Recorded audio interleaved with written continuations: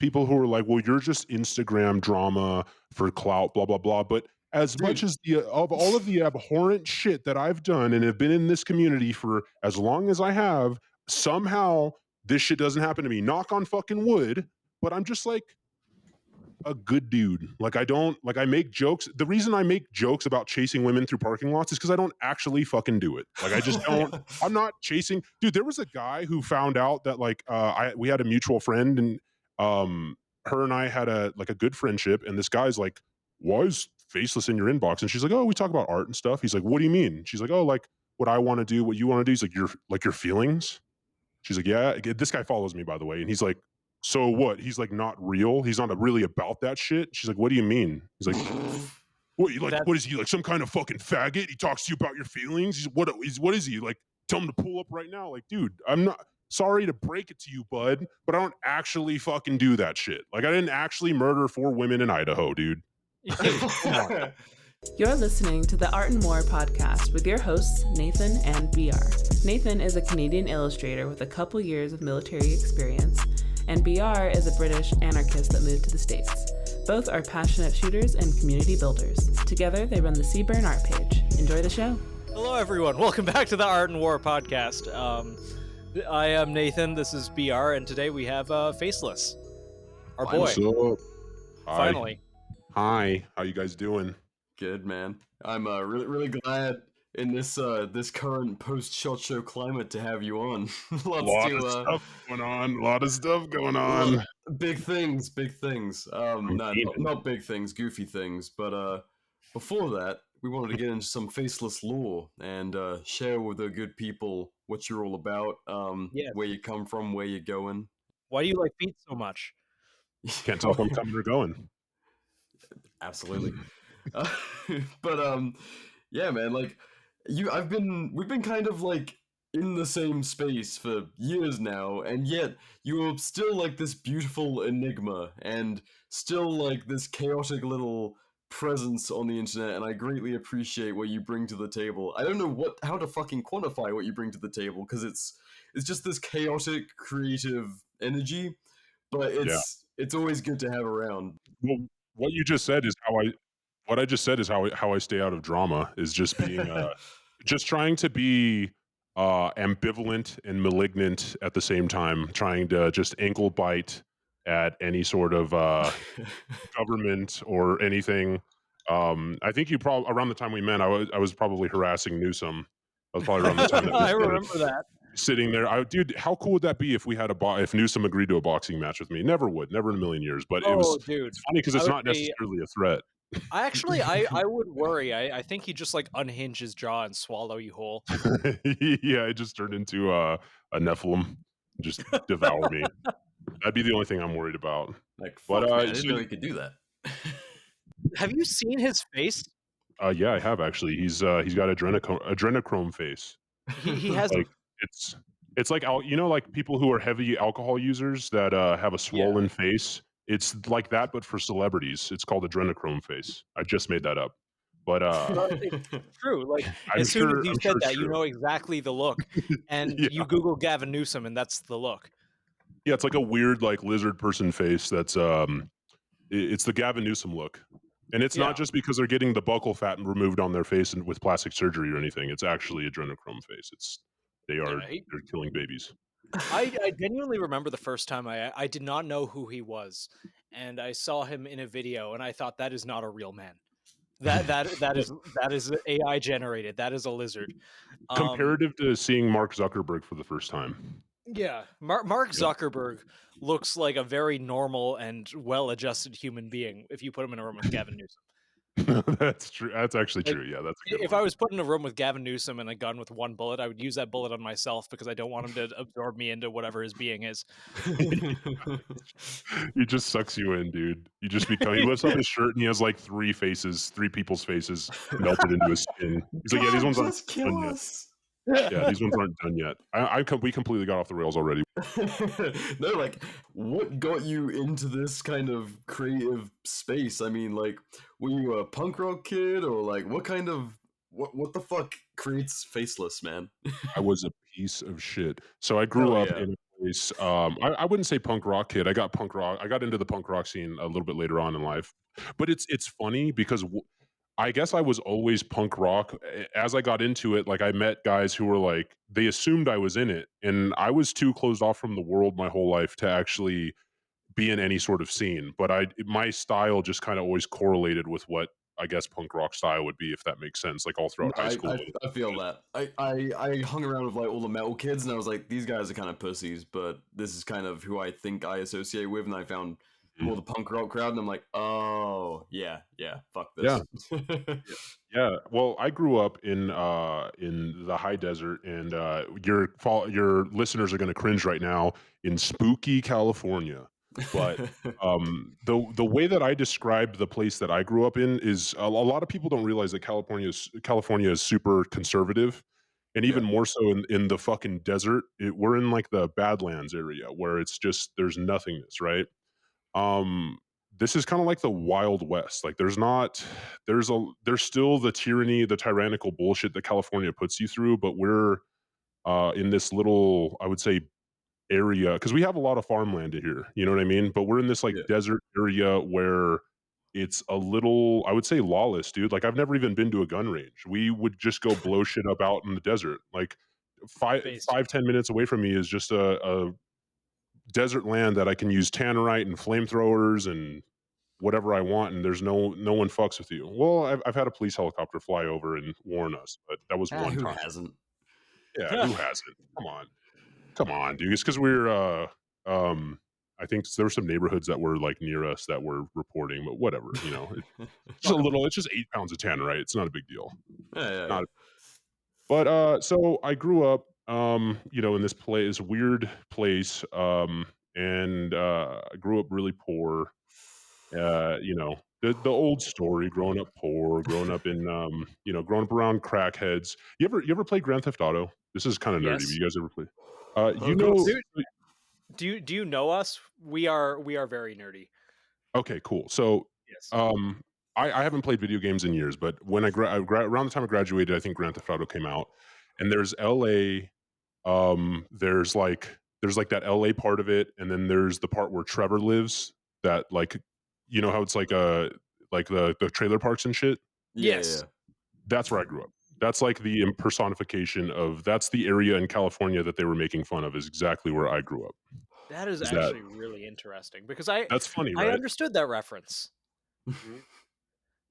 Right there, dude. Right there in, California. But I mean, to kind of kick it off, some sort of switch flipped in me when I was 15 years old, and I became extremely obsessed with graphic design, with art. I knew that's what I wanted to do to live. Like that was I don't, and at that time I decided like no matter what I did, I don't care if I worked at McDonald's, which now I guess is a $21 starting out job, but back then it was like $8 an hour. But Yeah. that was my comparative thing was like if I work at McDonald's, as long as I can come home and make cool shit, then I'm happy. And that's always stayed the same, that sentiment. But along my way, I kind of grew and got bigger in the fashion industry, and I figured out that it is full of a bunch of faggots. I started, I guess, to give you the rundown. I kind of grew up. You guys remember Exit Through the Gift Shop, 2010? Freaking Oh, Banksy. Very Banksy, all that cool stuff. I was so Yeah. inspired. I grew up with that stuff, man. Like, um, I mean, there's a bunch of '80s or early '90s documentaries, post No Bills, bunch of artists, kind of subverting uh political. If you guys haven't seen Post No Bills, you should watch. It's a guy who made a Target poster of the sheriff in L.A. and posted it all over L.A. and it caused a bunch Based. of havoc. Yeah, but there's a bunch of stuff like that I grew up being inspired by, and so I thought that art was based off of meritocracy. I thought it was based off of who has the most skill, right? Not just um, who has the most skill. And as I got older, that promise or that idea got stolen from me in the way of I would say wokeism. I know that's a buzz phrase, but it's not based on it became not based on meritocracy anymore. It was more based on what your current political like ideology is and if it agrees with the zeitgeist.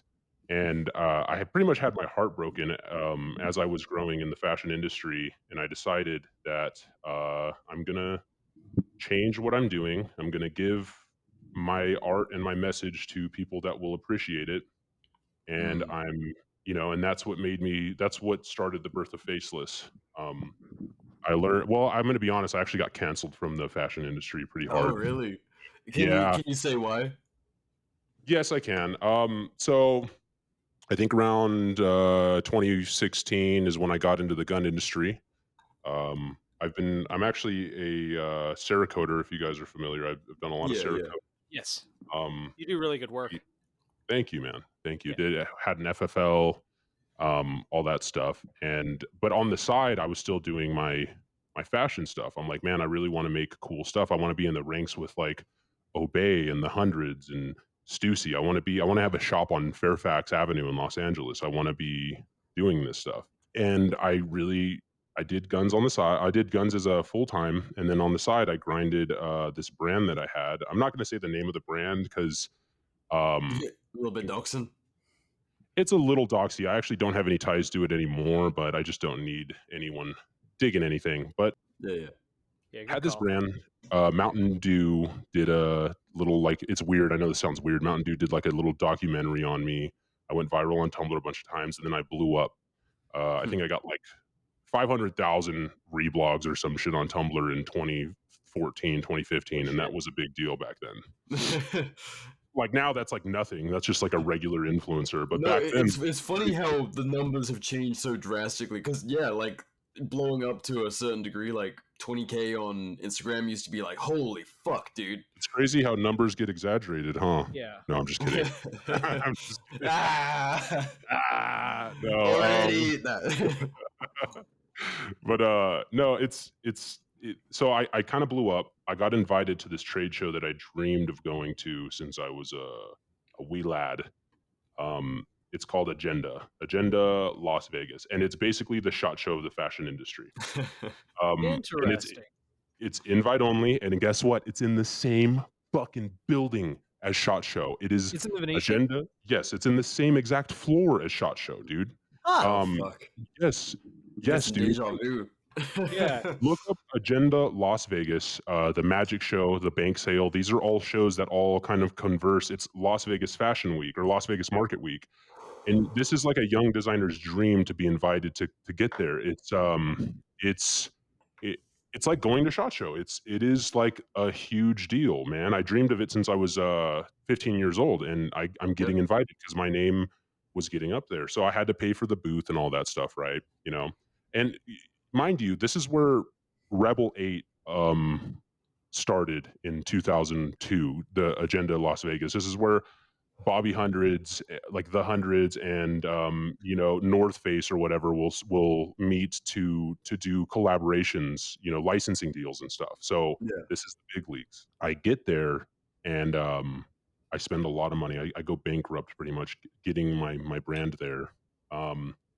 We get there and it is not what it was back in around 2010. I went there around 2018, I think, 2019, and I go there.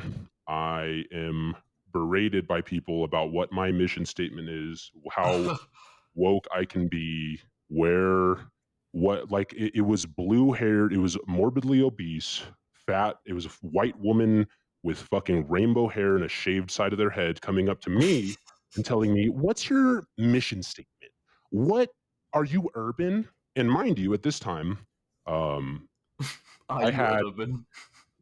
okay, yes. Jeez. So that was the first question I got asked. I brought a girl with me who's my girlfriend at the time. She's black.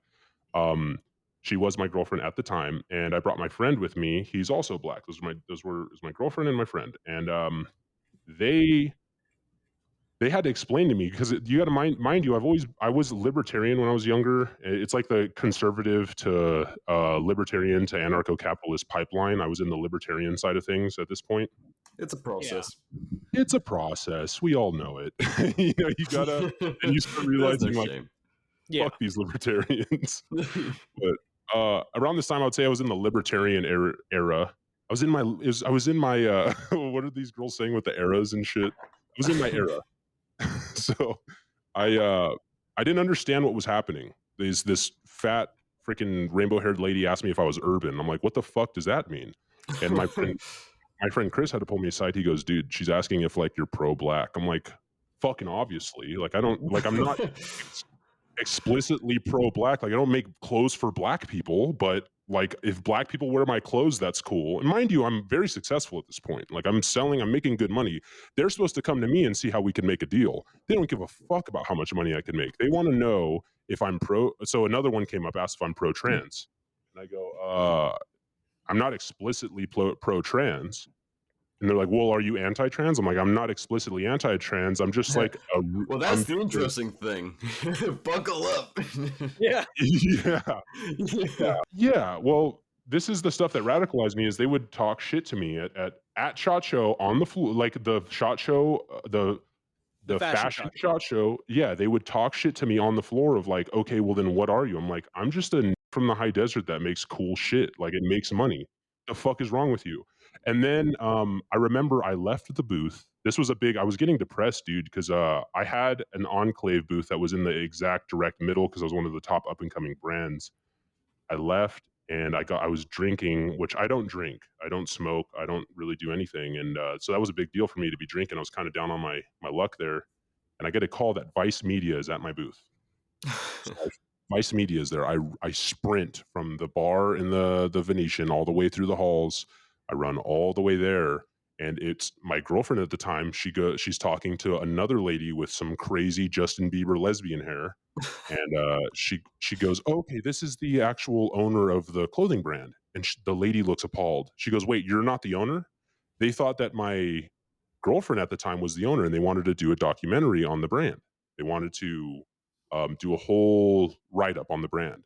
The second she found out that I'm not a single independent black woman, she basically didn't shake my hand, told me, okay, we'll be back. We tried getting their email, they wouldn't give it to us. We were able to get a contact, and then they just ignored us and they left. And it was just pretty much a bunch of repeats of that over the weekend. And I What just year kept was getting this? this was 2018, around 20. I think it was 2018, pretty sure. 2 years after everything went to shit. As soon as I killed that fucking gorilla, I swear to God. Yeah, exactly. Dude. Well, that's my problem is my stuff has not to toot my own horn. My stuff has always had a profound message to it. Has always been kind of ahead of its time. That's what I like prided myself on. I spent years and years and years honing my craft and my style, and they didn't give a shit. They didn't care. It wasn't based off of meritocracy by the time I had gotten to it. It was based off of if I was fucking urban or pro trans or if I had the green mission or what I'm doing to stop euthanasia in Somalia or some shit. Like I don't give a fuck about any of this. I just want to make cool shit. Like stop it. So that actually radicalized me. And then like that, man, you gotta realize I spent all this money to get here. Well, I mean, you built something. You built like a whole vehicle, and you put your heart and soul into it, and then like because of arbitrary things, not your art, you didn't get the respect you deserved. Wild. I got shitted on for a 3-day event. And then during that event, people found out that I was into guns and selling guns, and things got worse. Mind you, around this time, I was in a lawsuit suing 3 national retail chains for stealing my artwork. Oh fuck! $150,000 lawsuit, with each of them stealing my artwork and I got canceled from the industry because they found out I was into guns. And just because of the way that I am, I'm not, I don't do that passive aggressive, fake, sincere bullshit. I'm not a mean guy, but I mean, Nathan's met me in person. I'm like an entity. I will call people on their bullshit. I'm a little aggressive. I'm not I'm not fucking just some like paper towel in the wind type of guy. I think it turned him off. Like the whole dude, if you go to that show, it's just a room full of fucking people sniffing their own assholes. That's all it is. Would not shock me. Yeah, pretty close to SHOT Show now. But I was about to say. yeah, exactly. Did you guys have fun at SHOT Show, by the way? Yeah, dude. Yeah. Honestly, like, it's so funny hearing you say all of this because, I mean, fucking everything, dude. From the graphic design route through to like wanting to go to SHOT Show, not the fashion show, but SHOT Show since I was a like maybe 15, 16 teenager in England. I was like, fuck, if I could be involved in that industry for a living, but also doing creative shit like in that space and attend things like SHOT Show, that would Yeah, be like I fucking made it, and it's you made it. wild. Yeah, no, dude, like literally, it's not to my own horn, but got to attend SHOT Show not necessarily for a business reason, but like because I talk shit about the government. Yes. Yeah, Like that's so sick, that's dude. I kind think of fucking wild.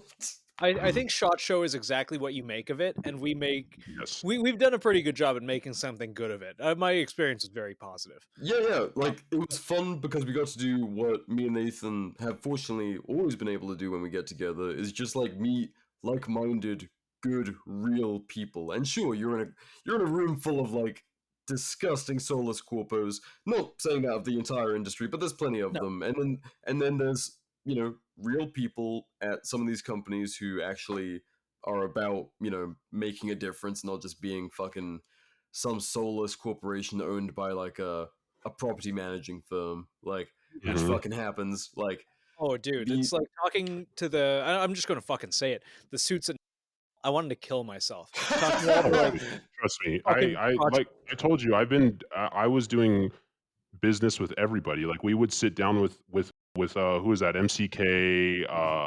We've sat down with all of these people trying to like basically get like Glock or AR pistol grips for like 5 cents cheaper because we're buying thousands of them at a time, and it's just sitting there. And then the funny thing is that I was always wheeled in as the guy that would entertain the older guys. You know, they're like, I don't know if I was like the vision of youth dude, but that was my job, was to entertain these guys while the business was happening. So a lot of SHOT Show for me is just having to basically like what are those guys on the porn sets? The fluffers, the dudes that would fluff. Oh, I felt like I was a fluffer for these fucking corpo dudes, where I had to like basically in one weekend help them, make them feel like they regained their youth because they're friends with FACELESS, and then by the end of the oh weekend, fuck. it's like, okay, we got our deal type of thing. You know, it's like it was fucking depressing. It was. yeah. You know what's sad is there's some guys, like I remember meeting with Lauren Michaels from Polymer 80, and man, that he's cool. Lauren Michaels is fucking cool, dude. And he even was fans of Faceless. He was a fan of Faceless. He wanted me to be like help with their marketing. We had all these really cool talks, really great ideas, funny shit. He was even telling me like, "Oh, you could like chase a girl through our office," type of thing. What a Like, fucking legend. dude is fucking awesome, but he's so tied up by investors, and there's just no. I knew that he was almost like living the fantasy with me. I'm like, when we had to say bye, we both knew we were never talking again. He's like, bye. I'm like, yeah, Ah, it was nice talking could have about that. made some We knew it was never fun, gonna cool happen. shit. Yeah, we knew it was Dude, never gonna fucking happen, dude. yeah. That's Come so on. sad. But Yeah. it's a pity. You talk it with so many. The more money gets involved with anything, the gayer and more retarded it gets. And I don't think the gun community is immune from that at all. Thank fuck this show makes basically nothing. Mhm. Yeah. It, That's been my biggest struggle, is I've held out. So my biggest you guys obviously know about Zero Sleep. You know about low level perpetrators, Scum yeah. Lord, Faceless, Dude, all this it's cool shit. Like, no looking your ass. It's fucking. I love what you've been doing with that. It is amazing, and the fact, like you do so much of it on your own, like shooting in it, starring in it, the graphic design. Like, holy fuck, dude. Yeah. The Oh, dude, videography is I my currently favorite. I have fucking carpal tunnel in my thumb from That's editing that my recent commercial with LLP, like literal carpal tunnel, because I went frame by frame by frame. It was like, I don't know, it was like 8,000 frames, and it was just a holy fuck. 45, 50-second commercial, and I went frame by frame and keyframed it all. But uh, the thing I was getting at is I held my breath for as long as I possibly could. I wanted to provide as much value for people before I ever fucking asked them for a dollar. And Yes. and that was kind of the, well, to get back onto track with kind of the story was you gotta imagine, dude. I go to Agenda Vegas, Las Vegas Market Week. I get shit on for 3 days for my beliefs. I get Yeah. fucking absolutely shitted on. Around this time, some of my the people that I looked up to in the art world, Bobby Hundreds is folding to the the pressures of wokeism. Shepard Fairey is selling shirts that says if you vote for this or if you believe in this, you're a fucking piece of shit and you're not a fan of mine. I'm like, well, I guess I'm not a fucking fan of yours, dude. That It's sucks. you know what I mean? It's stuff like that that started really radicalizing me. We had COVID happen, and then you also have to imagine there's these pieces of shit making over half from our subpoena. They made over $500,000 off of my artwork. That and then just trying to bully me and sending me bullshit lawsuits, countersuits to try to slow me down because I'm just some broke guy from the desert. Dude, I just dropped everything. I had a company, and around the time, I think it had like 36,000 followers. I deleted the whole page. I mean, I said, fuck this. Cause it was all people that were, it was like a brand that didn't really, it wasn't radical. It was just like a cool streetwear brand, you know? It was, and it's what most of these guys are doing now. There's no real like direction, you know? And I can admit that. But I deleted it and I said, fuck this. I'm going to, well, I guess I could talk about it on here. Basically, I didn't win the lawsuit, but I didn't lose the lawsuit because of the fact that I referenced some work in my work from that was public domain. Uh, um, I didn't necessarily win.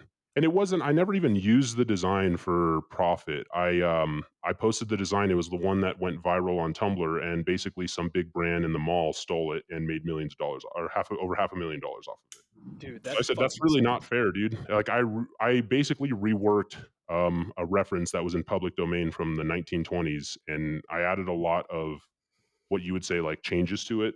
Um, I and then this guy, basically, it ended up where I had to owe his lawyers $21,000. He paid off my lawyers, but Holy I'm shit. just some fucking normal guy that has that I don't make really any good money, and now out of nowhere I owe $21,000 because I thought I was standing up for what's right. Dude, I art learned theft copyright is pisses me bullshit. off so fucking much. More than It's possibly just about anything. dude, I'll be honest with you. So I made this design. I referenced some public domain work, and I would say the reference was it taught me a lot. Like it taught me about referencing. The issue is I posted it in it was in my own style. I reworked the design. I posted it online. It went viral. Some Indian dude sells it on Shutterstock to this brand owner. He makes over $500,000 off of it. I see it in the mall. My dream was always to be in the mall before I realized what that really meant. It meant that you were Yeah. a fucking you were, I would say, morally bankrupt fucking clone of every other brand.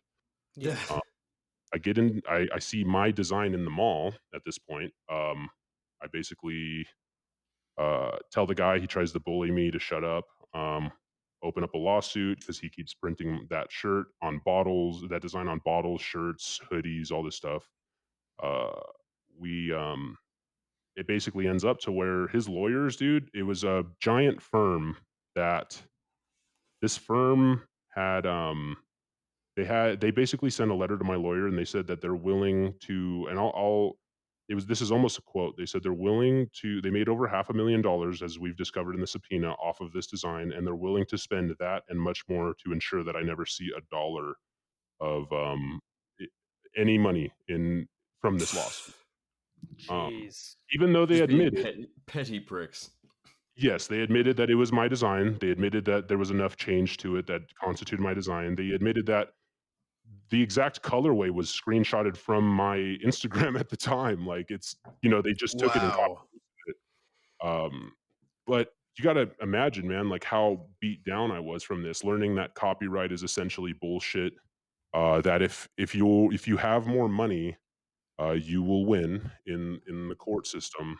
You can send a bunch of bullshit lawsuits towards the kid that you stole from. You can, and this is also someone who's completely like against everything that I'm for, like guns, against just political correct woke piece of shit company that is just doing it for the money. So I basically decided I'm gonna take my artwork. I want to be the shepherd fairy for the people on my side of the spectrum. I want to be the Bobby Hundreds or the Banksy for the people on my side of the spectrum. And I didn't want it to be about my personality. Well, I wanted to be able to show my personality, but I didn't want it to be about like my face. I didn't want it to be about, Yeah. you know what I mean? Like I wanted people to know that like they could probably get along with me, but they don't, it's not about like my ego, and that's why took the face out of it. It's not about, and that was kind of the whole idea when I started. And also, the guy was sending private investigators to watch me because I owe Holy them shit. $21,000, and they sent me asset seizure letters. They sent me like like forfeiture stuff. So I basically haven't paid taxes since then. I haven't had a revolving deposit in my bank account, and he also found out Amazing. about FACELESS, and he can't prove that that's me. No one can prove that that's me. So they'll probably come for me someday, but they don't. There's no proof. They can't prove. I even got hit up by my lawyers and was like, okay, well, like, seems like you started another company and they're wanting to send like asset forfeiture stuff, and I was like, I don't really, I don't know who that is. I'm like, dude, that's definitely you. I'm like, no, that's just so that's kind of why I'm like still so hardcore. I'm hoping that I can wait a couple years and then I can just like give them a couple grand and be like, yeah, fuck you. Because I told them I'm never giving you that money. You're never getting it. You could suck my dick. Yeah. Fucking base isn't even strong enough word. Fuck yeah. Yeah, I Get know that was a fucked. long-winded story, but No. that is really how FACELESS was born. Dude, the guy was fucking basically stalking me because I did terrorize him for a year with this lawsuit, but he did also steal my work and make $500,000 off of it. So he Yeah. was sending private investigators that were watching me, and I couldn't really move forward with a lot of the shit I was doing without threat of like shit being seized. So I haven't paid a dime of that 21,000 though. So we're still He fighting. does not We're still deserve strong. Yep. Fuck yeah. Nah, Fuck. nor should you. Yeah. Yeah. What a piece of fucking shit. Our villain. I don't know if our villain's Is that adequate. where Like, our villain comes from? fucking our hero, dude. Thank you, dude. What did you ask, Nathan? Is that where the phrase art villain comes from? Because it's badass. No, art villain comes from I transitioned. I came out as That was as very an brave of you. anarcho-capitalist. It was very bold and brave. No, so I was just so done with everything, dude. I was that guy that like was getting into fights over COVID and shit. Like I turned into not really a full Karen because Nathan's met me. I'm kind of like a big dude. Like I don't really, I don't fucking I people didn't really fuck with me over the whole COVID thing, but you gotta remember, just all this shit happened, and I came straight out on the other side of the beginning of 2020, and then all of that hit us, right? Yeah. So you're already radicalized without any of that shit. And then, like, basically 3 years and ongoing aftermath, especially in California, of just bullshit and insanity. Yeah, I just am like going fucking literally insane, and I'm selling guns through all this shit, and I'm seeing they're passing new laws all the time and hurting our business, and I'm just going absolutely fucking insane. And what do I have to be able to to get my message? Like that's what I was like, what can I do to just like fucking subvert something? I want to say something. And when I got art villain, I've had a lot of weird things happen, like a lot of weird internet what would you say, like campaigns happen around me. But one of them was the Afghanistan pullout. When that happened, I would say that was my first one. That was 2020, right? Yeah, that had to be like my first campaign. Was that 2020 or am I tripping? It feels like it's been a blur. Dude, I've been doing this stuff since like late 2018, and I just feel like you've always been around. Yes. So it's so hard to nail down when I first saw you. 2020 sounds about right. Well, the Afghanistan pullout happened in 2020, and I decided Dude, that the feels like it day was that yesterday. It feels like it was Yeah. yesterday. It's all been a blur, dude. You blink after 2018 and it's Dude, 2024 That now, was like right? 400 things ago. Forget about it. Yes, 400 things ago. So when that happened, I saw all I saw. I'm not. I mean, I understand a lot about foreign affairs. I'm not ex-military. I'm just like some dirty guy that carries a fucking Glock in his sweatpants pocket. I don't really, I don't really have a lot to say about like foreign military, things. But what I saw was like Biden fuck up on this pullout. I saw my friends who were in the military be pissed who've had other friends die um, to ISIS in Afghanistan and all this shit. I saw them, and I knew that foreign affairs were going to be fucked the second the Democrat got in office. And I saw men pushing women and children off of planes to escape their country because they were afraid. And I saw them climbing onto the propellers and the sides of planes and falling off of them. And I just thought it would be funny. What I did is I went home that night the second we saw that happening, and I created a design that said Kabul Skydiving Club, and it was a Oh, I retro. Oh remember my that. god, I remember that. Yes.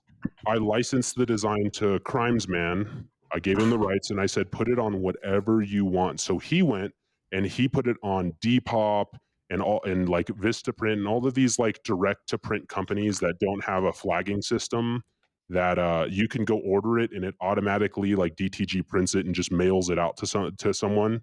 He put it everywhere, dude. He put it on every single website he could find that does that. You guys know what I'm talking about? Those websites where they like direct Yeah, to like print. Redbubble sort Yeah, of. yeah. Redbubble, that's Print one. a Yeah. fire. So all those, he did all of them, and he let that run for about 2 days until copycats popped up.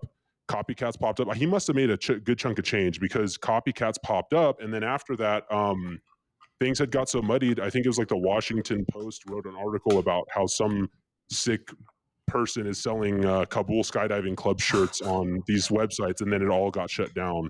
But by that time, he sold a lot of them, and that was like the first introduction where I was like, people were calling me an art villain for that because it was just so like abhorrent. I guess I had people who hated me for that, but I wanted to just make a sound,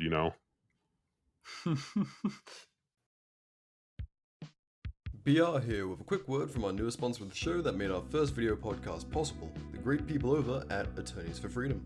Attorneys for Freedom are a real criminal defense law firm offering attorneys on retainer for legal representation in self-defense cases, and are not some insurance company or provider. This means that Attorneys for Freedom are able to cover scenarios that are often denied coverage by other programs. Self-defense scenarios such as while in gun-free zones or sensitive areas, while under the influence or on medication, scenarios where you knew your attacker, and while using any weapon in self-defense, from a firearm to a household object or otherwise. Additionally, Attorneys for Freedom will not drop you from coverage, nor will they ever ask you to pay them back. Even if you take a plea deal where you admit guilt to a criminal act, Attorneys for Freedom will not ask to recoup their fees. Attorneys for Freedom covers 100% of your attorney's fees in the event that you can reasonably argue that you were acting in self-defense, and now you're facing serious felony charges. The primary key to coverage is their ability to reasonably argue self-defense in court.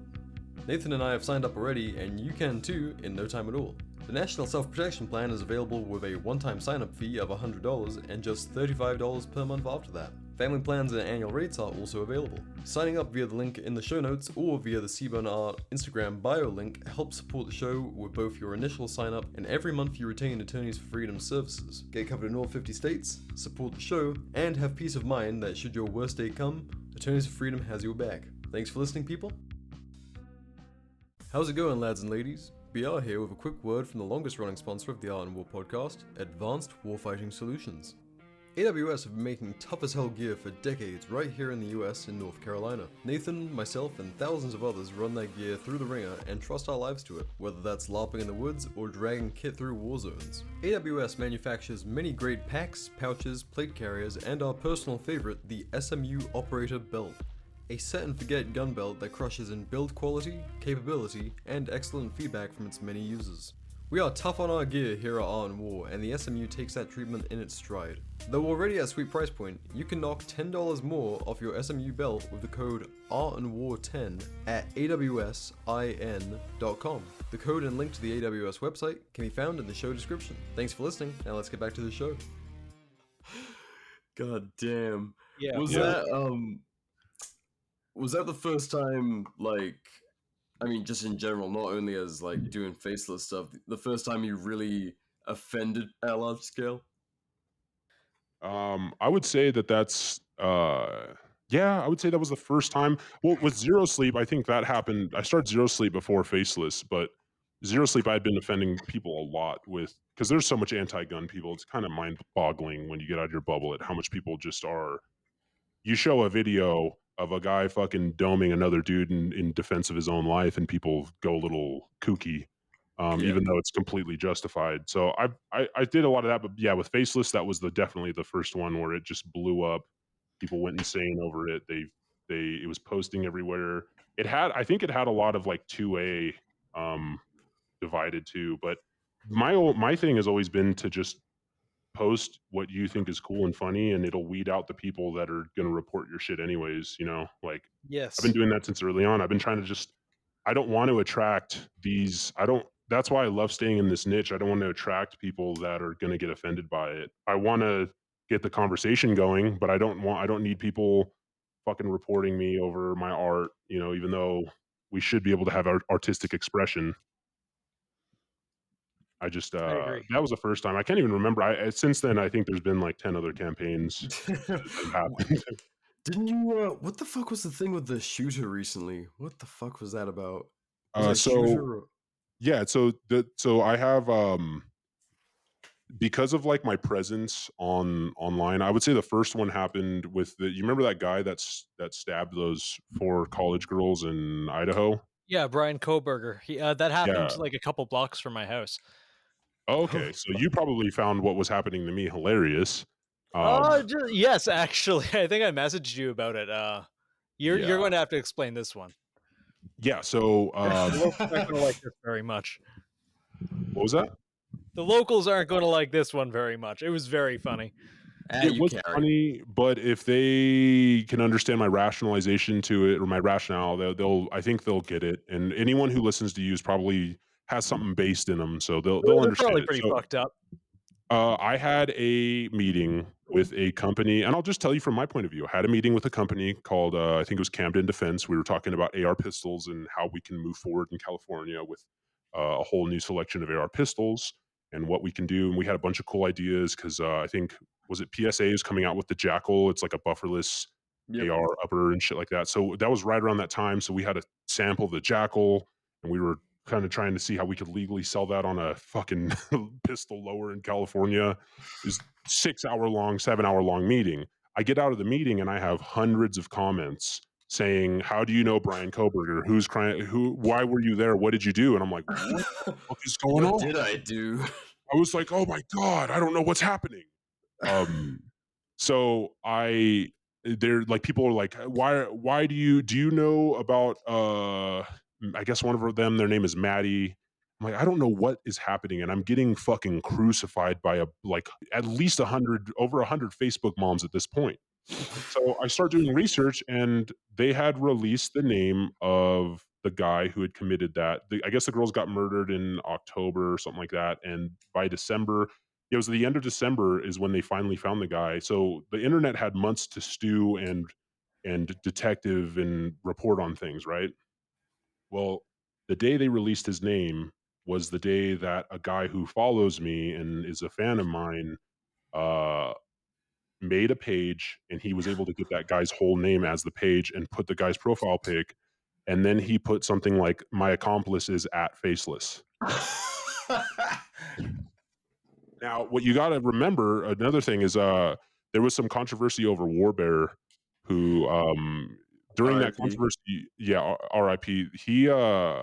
He had a video with a guy in a green ski mask posted, and that video was on that page, and it had me tagged in. I was the only person. Dude, that video got over 500,000 views overnight, easily. Like, it was. I wish I had. I think on Scumcast on my YouTube, I have a screenshot of some of the comments, but it just went on forever. And overnight, I just got crucified by these women. There's nothing I could have said, dude, because of the way that my page looks and the way I portray myself. There's nothing I could have said to change their minds. So what am I Oh, going to dude, do? no, Do you they're think Facebook moms.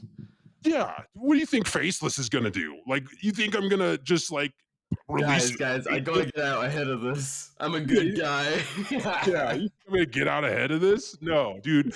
So what I did was I did some research on the guy. I deleted it. I archived every video on my page except for the one that makes me look like I'm chasing a woman through a parking lot. And then I guess the guy Public went, relations with FACELESS. yeah, this is how you get out ahead of it. Is I found out the guy went to Washington State University, so I put in my bio WSU alumni go Cougars. And Oh, dude, it went fucking. I hit the news. I went viral on. Dude, people are messaging me. They're like, "You're on Snapchat news, dude. Oh my god, you're on Reddit. Oh my god, you're on Twitter news. You're on TikTok now." It kept going more and more because they're like, "What kind of sick shit was this guy into?" Doing research on me, you know. I the thing that I was gonna stop within like a day. I was gonna fuck around. What really changed my mind about fucking with them, about ceasing fucking with them, was some guy messaged me and he knew. I guess there was like when the Boston bomber happened, there was a kid in wherever that happened who had went missing around the same time, and the internet blamed him for the Boston bombing, and basically the kid had came up dead. oh, He came up either missing or he was never found or he was dead or something, and basically his whole life's legacy is destroyed by the common misconception that that he was the culprit of the Boston bombing. And this guy was just thanking me where he's like, dude, thank you. You're literally uncancelable. I'm like, it's just stoked being able to see someone be able to get under these people's skin and fuck with them so bad because they're not doing anything to help the investigation. They're they're just imagine if it was just some normal guy that someone had decided to do that to. Luckily, yeah. but imagine if it was just like some normal dude who had a fucking normal job and they did that. And I said, you know what? This is like a good opportunity to be able to really fucking mess with these people. So my followers started coming up with stuff that I like worked at a shoe at Foot Locker, and I had cut one of the girls' feet off and took it with me, and it just kind of got out of hand. Like they starting so much rumors, and there's actually to this day YouTubers that make videos about me still trying to link me to it to this day. In 2 years. Fuck Dude. yeah, the faceless lore runs so deep. Oh, it's so rich and thick, and there's so much to it, dude. Because the funny thing is, some lady on YouTube right now is doing a deep dive on me, and she went to Zero Sleep, and there's like some fucking like crazy schizophrenic deep fried meme page that comments on one of my posts, and she's like some 40 something lady, and she clicks on this guy's page, and she's like, look at what these weird guys are into. And it's like, dude, it's so funny watching an old lady react to like a fucking like deep fried SpongeBob Hitler with a black sun logo behind him, and it's like the weirdest meme you've ever seen. And she's like, well, these people are crazy. I'm like, dude, I don't know. I don't even know that guy, but it's just some dude who comments on my shit who has like crazy schizophrenic like memes on his page. So it's fun. It's fun stuff. It's good stuff. Dude, Yeah. our culture. What, I did have a news report. What even is it? I don't know, dude. It's an amalgamation of I don't know, dude. It's just it's beautiful. I love it. I love the comments I get on anything is these are the funniest fucking people in the world. I remember when I had a brand that had like I said 35 some odd thousand people that kind of like they liked what I was doing and they enjoyed it, and you know, I'd post something they thought was kind of cool, but we didn't have like a message. We weren't driving forward to do something. There was no like being able to point towards a direction and we all knew what the fuck was up. Now, dude, even when I had just 5,000 followers, man, I made that trade-off where I was like, dude, 5,000 people that are all on the same page will always trump, you know, 100,000 people that they just kind of are going in some sort of, you know, they just kind of fuck with the idea. Like, Yeah. I love our followers, man. I love them. They're fucking awesome. I feel that so much. Like when I started out with my first Bloody Revolutions page, I was like, if I find fucking like 50 people that vibe with what I'm rambling about, hell yeah. Yep. and no, that first page turned into 28K, and I was like, oh fuck, this is actually kind of terrifying. That's a lot of us. But you know what? Like with how subversive I've always felt, and I'm sure the same for you, like seeing just how fucking many people are out there, like doing all sorts of different stuff but feeling the same is such a Mhm. godsend. Man, it's so when I was pretty much up until about 4 years ago, I just never felt like I felt like I would never find anyone that agreed with me. And then one day when I finally decided, like, I don't give a shit if anyone agrees with me, like, I'm just gonna I'm gonna create art for what I think is fucking cool. I'm gonna try to make a a message to it, what I believe in. I'm gonna try, like I Yeah. said, try to be the shepherd fairy for some 15-year-old out there that believes in the shit we believe in and has been turned away from big brands and corporations and these companies that are fucking doing the song and dance of political correctness and alienating anyone who doesn't believe everything for them verbatim. When I finally just let go and did that, I started finding people that are like just wholeheartedly agreeing. And you don't have to wholeheartedly agree with me. But and that's what's cool about it is there is people that are probably going to be pissed about that the whole Idaho thing, but I think that what I did was it was there's a good point to be made there. It's not like I'm malicious or evil. I just thought it was a good point to be made and it was fun to fuck with them. And I think they can see the merit to it without like having to blindly follow it and we can have like a good discourse here. It's not just people fucking marching in lockstep towards some ideology and it's not people who are just trying to like you say lick my ass because I'm fake. But No, but like going out there and being ballsy to make a point about how like just how that kind of dumb shit spreads and how mindlessly people spread information like that. Like Yeah. mhm. that is that like not as relevant as fucking 1984. Like Yeah, that's fair, like man. Fair point. it's pretty heavy shit in our current culture, and then like people to just completely miss that and be like, that's repugnant. Like fuck you, you pussy. Come on. Well, Like it's funny you say the word pussy because when I say these things, like I want to be the shepherd fairy for like that 15-year-old watching or the Banksy, like when I got to Agenda, I met some of those people, not shepherd fairy or Banksy or any of them, but some of the people that I looked up to, and they're fucking pussies, dude. They're yeah. so like these people are so fucking gay, dog. They're so like afraid of any sort of discourse. They're terrified of it.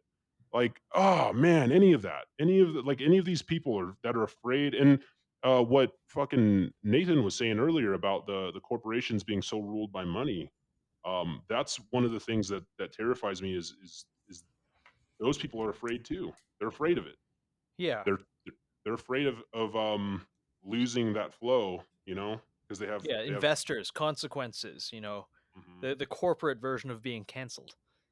Yep, exactly. Oh yeah, the corporate version, the hidden cancellations in the background of they drop down 1% on their, that's what's funny is you can drop down a couple percent in profit, but you could have just made fucking customers for life through Yeah. certain moves, you know, not, you know, certain moves will lose you customers for life, like groping people in Vegas, but there's some, there's some customers that you'll have for life if you just stay true, which I know Yeah. I'm getting on my soapbox now. Oh God, I'm No, getting, it's okay. I mean, getting we tears in we my can eyes. maneuver into this this situation. I think the finances of you know what? Fuck it. Let's just make finance and maneuver jokes for a little bit.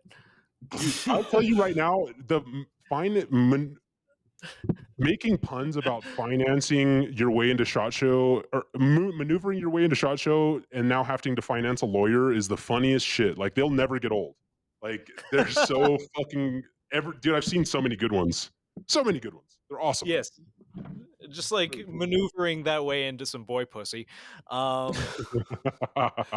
Well, Maroon Gun memes like I forget who I saw first like stirring up the FM stuff again, and I was like, man, I've been polite for so fucking long. Like, don't give me hope.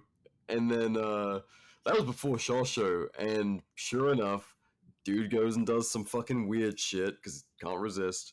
And I'm Mhm. like, at Shaw, I'm like, man, I I don't want to be getting into that bullshit. Like, I kept on seeing FM hats and all sorts of industry dudes. Like this one guy, our videographer Phil was wearing a ATF is gay hat, and Oh, some other videographer walks by him wearing an FM hat, and the guy gives him like a little nod, like, "Yeah, what's up, fellow cameraman?" And Phil, like, all of us were just like, "That was fucking disgusting." Oh I, shit, dude. I will play devil's advocate. It's like not a lot of people knew he was a total shitlord.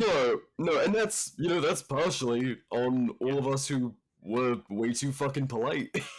We were Yeah. well, that was fucking awful. Meeting I had that I had a friend individual. I had a friend recently tell me, and I took offense to it, but he wasn't wrong. He was like, "You guys created that monster," and I was like, "Oh, you fucking asshole," No. because it's true. But he was one of the because he just, dude, the guy fucking just hops in the DMs and he fucking he'll suck your dick from the back, telling you they're the greatest thing on this earth, and it'll like you're like, okay, well, I guess maybe he's a good guy. I don't know, and then he'll after messaging you, he'll go and tell people that, oh, hey, I'm friends with Faceless because we just we like, dude, you're the one who messaged Oh, the me, name like dropping, it is the name drop king, my guy, the name dude. drop, which is shiesty, dude. And I get the networking thing, but I don't know, dude.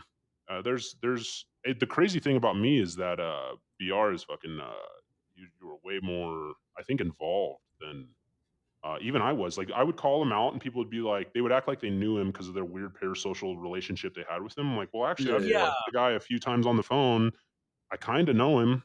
But you actually have met him in person. You've seen the way that he maneuvers and how he And finances. finances. Yeah. Indeed I have, including the entire Warbear thing, fucking some of the first guerrilla photo shoots out in Arizona. Yeah, I Mm. was there right at the beginning, and whoo, fucking hell. I mean, I don't want to give the whole fucking story, but like, it was weird, man. Like, at first, I wanted to get more into night photography. It was the middle of COVID. I was feeling fucking angsty and like, you know what? Fuck it. Want Like, to get out and do something. yeah, and I you get know it. what? Like, not that this is the guiding light, but everything we did was completely fucking legal. It's open carry. Like, Mhm. or we are you talking about how you? Okay, go on, go on. This is no the interesting. guerrilla photo shoots, dude. Like, I've talked about it before, so it's not like a big secret. Like, guerrilla photography is a skill set. You know, like you go out in spots that you might not normally have access to, or doing something you probably wouldn't normally be tolerated to be doing, and you go and you shoot like a quick set and you fuck off. Like, Yeah. it's very easy. But when Yeah. you're with a bunch of well, a bunch, a few out individuals who can't like figure out how to finance and maneuver your way out of not getting in trouble while doing such a thing like guerrilla photography, um, you end up putting a lot of people at risk.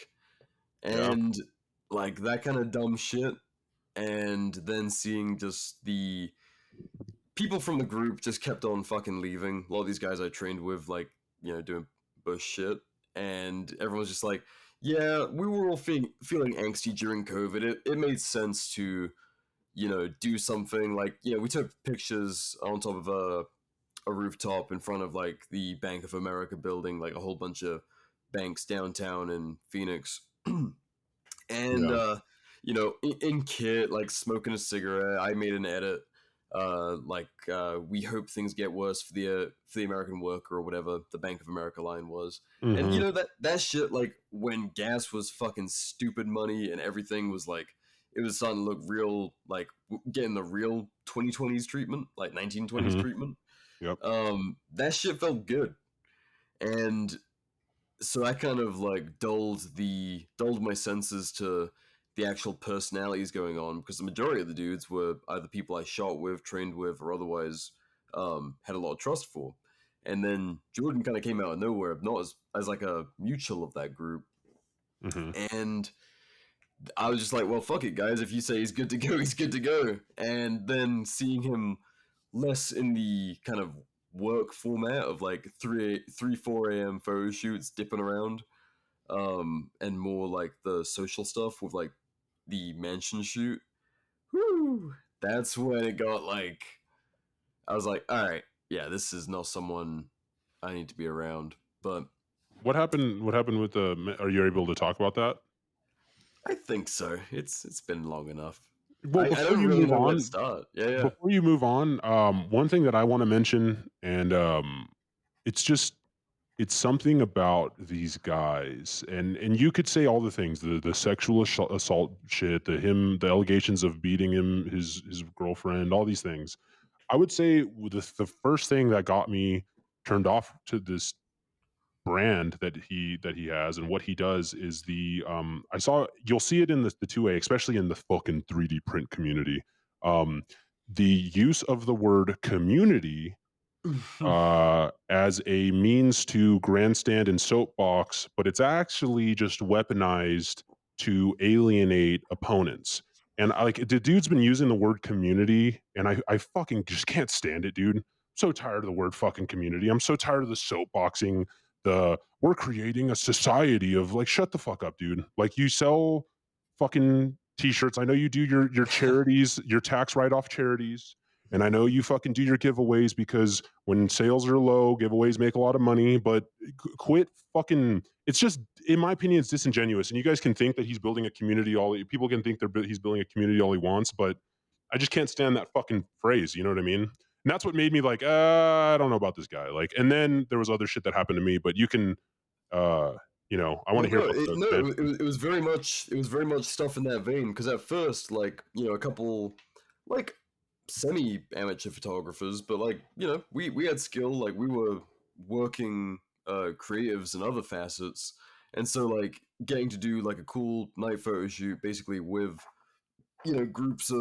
uh groups of people with kit and stuff in places you wouldn't normally get to shoot was like a really sounds cool great. opportunity. Yeah, Yeah, yeah, sounds it's like fun, awesome. sick. Fuck yeah. And yeah, and then there was all that, like, oh, it's community stuff, and like we don't really know what we're doing with this yet, but it's like, we're It's a trying to, community. like, yeah, we're trying to do It's a stuff for community, like bro. vets with finances. It's all about the community, bro. But It's it just a was community. yeah, it was just shit like that. And like, I was just like, yeah, fuck it, sounds good, dude. And the mansion, the whole mansion party thing. Um, I won't get into the whole fucking Phoenix PD helicopter deal, because that's. I think we kind of covered it in my interview with him, but Oh, you did? I think so. Like, not Oh, in depth. Like, we really yeah. danced around the fucking details of it, because Mhm. yeah, for whatever reason, I was still playing nice. That interview was after I was basically like, my lady was like, you need to fucking split off from this shit, because she came to the after party of the mansion shoot, Yeah. and it was just like, what the fuck. So anyway, the whole mansion shoot thing was a fucking mess. Like, some posh Airbnb finds maneuver and Warbear splitting the cost. Pretty cool shoot. Like, we were doing video and photography all around the place. Just fucking, standard nods, helmets, clearing rooms, blah blah blah. Warbear was doing more interesting stuff. Fucking, like, in the bathroom, all fucking Godfather style and shit.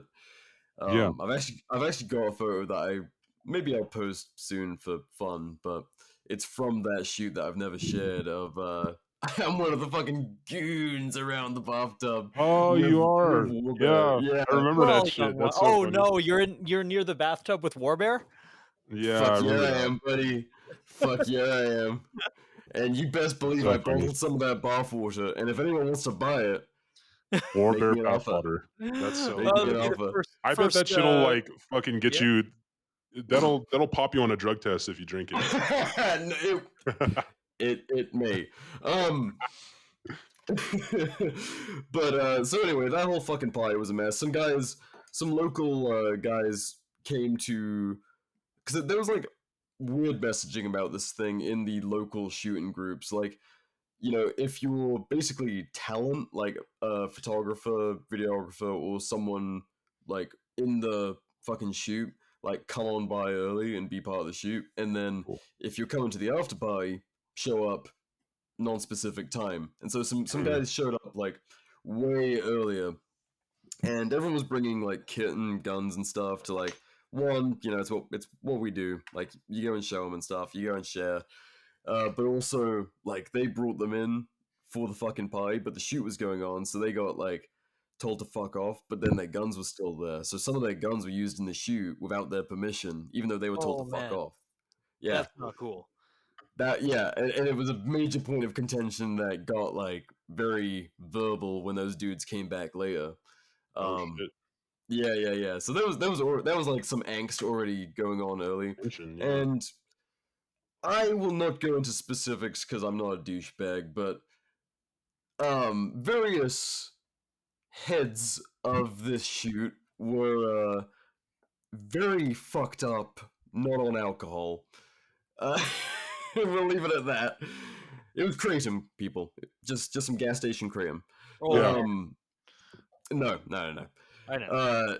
So shit was getting like, as the shoot went later and later and later, and it went on for fucking probably like 7 hours, because the place was expensive. I had to get the money's worth out of it, and so the characters are getting livelier and livelier, and things are just getting a little bit out of hand as more people arrive for the after party, but they're still trying to do shoots, and this shit just went on until like 7 a.m.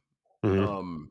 Like, there was good chill moments during the mansion party, but like, that shit just eventually gets to a point where it's not sustainable anymore.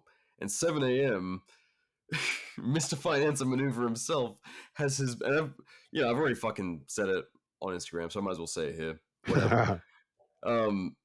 The dude had his plug like pinned up against a wall, and he was screaming at him. And the Wasn't dude he was a kid? In front of everyone? he was a younger Oh dude. shit. Yeah, so Oh. like, yeah, in front of fucking like the remainder of the party, like some of the like our training buddies and shit, and Mhm. that kind of group, and our spouses, like my fucking lady was there, and she was like, wisely was like, we shouldn't spend the night, we should go home. And my Smart. dumbass was like, how often do you get to spend the night in a mansion? Little did I know, 7 Yeah. a.m. out of his fucking mind, screaming at this dude, pinned against a wall. He's like terrified. I'm just fucking. I mean, I was exhausted from the night before, but I was just in shock too, just watching this whole thing going on. I didn't really know Jordan all that well. I just kind of worked with him for a handful of nights over a Yeah. few weeks, and so I was like, Mhm. I don't know how to fucking de-escalate this shit. I'm exhausted. There's like already 6 people involved, including some of my like shooting training buddies. I'm like, what the fuck, man? It was just like, it was probably like 20 minutes of just fucking screaming, and it was Wow. that's what we woke up to, You were and like, it and just at that point you were like, I'm good. I can't. yeah. Well, Stupid. you would think, my friend. My dumbass. After that, we then did the interview a few days later. Oh wow. So that was So after the interview. that was after. Or I don't know after. what the fuck was wrong with me. I think here's the thing though, like, Jordan is very charismatic, which is why Mhm. so many people stay around for so long, not really taking in how fucked up the social situation is. Like, I won't get into specifics, but there was a lot of like, getting too close to people's girlfriends or exes, and like, just like some really weird Oh, fucked up social shit. he did some shit like that with me with some girl that I was on off talking to at that time, and What? it was enough to where I d- it made me uncomfortable, but it was like it wasn't enough to where I was like, and I think that's what he does is he's very good at threading the needle. Yeah. There was a girl that That's I what had you see in all just these fucking messages to our friend Blue Demon. yes, so that it's weird. It's this weird, like I said, like he has this the pseudo sincere Yep. nice guy, passive aggressive, like bullshit that he pulls. And with me, I remember I was talking to this girl, and she was a mutual between us, and it seemed like she would make comments about how like, yeah, this dude seems like he's like not stoked that I'm into you and not him. And I'm like, all right, whatever. I don't really give a shit. And I'm not really in like whatever social circle they have going on. I'm far away. It was like a long distance thing and whatever. Um, Dude, this dude, like, he would kind of reference her sometimes when we were talking. We weren't really anything that serious, but one time he made a joke. He sends me this meme. and it's him and another dude having a threesome with a girl. Wait, And actually, then it's a picture of him wearing nods, and he has a girl in between. It looks like he's got a girl in between him and this other guy, and he it's on his face. It said like in the meme format, it said me, and then on the other guy's face, it said you, and then the girl had her like her name written right there, but he did it as like a 1 second disappearing fucking Instagram picture. I was like, what the fuck is that? And he's like, oh, it's just a joke. No, no, dude, what the fuck was that? And he's, oh, it's just a joke, dude. It's just a joke. I'm like, nah, dude, that's fucking weird. Like, what dude sends another dude a thing like that? And dude, it took me a while to just like comprehend it. I'm like, this guy's in Arizona. I'm not going to drive over there and beat the fuck out of a dude for something, for that type of indiscretion. But I'm like, yeah, I just don't like you now, dog. Like, I don't know what the fuck that was. So that's when I started keeping him at a distance. And I'm like, not really into whatever the fuck that shit was, dude. Like maybe he was trying to say like, oh, can we like pig roast your girl, dude, or whatever the fuck. I don't know, but that upset me. Not enough to make a big deal, just like how he threads his little needles and like it was toes just a the joke, line of man. It's not even yeah, that big. yeah, exactly, of what's acceptable and what's not. And Yep. I think he was trying to say something, maybe he liked her or something. I don't know. And at the end of the day, like this girl and I were like right now, if someone did that I was close with my girlfriend that I have now, like, okay, I'm gonna go fight you, bro. Let's go fucking throw down. That's Okay. really fucked up and really inappropriate.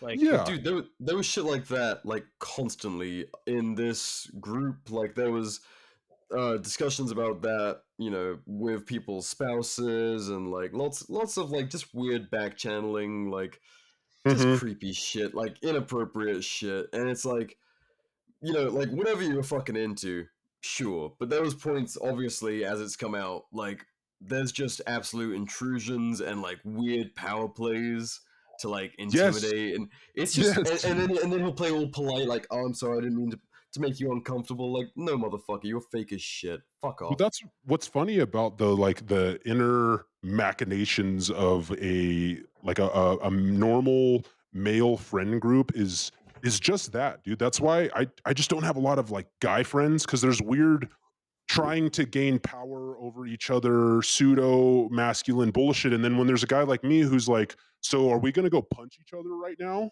in the face? And they're like, oh no, dude, it's just a joke. Like, no, you and I both know that if I let that shit slide, you'd think you're fucking like more powerful or something. So look, can we just punch each other in the head now, or what are we doing? Yeah. Oh, it's just I'm a joke, very dude. You're thankful that crazy. yeah, I'm super thankful most of my friends are just like as autistic and retarded as me, because there's none of Yeah, that shit. But when I was yeah, younger, 100%.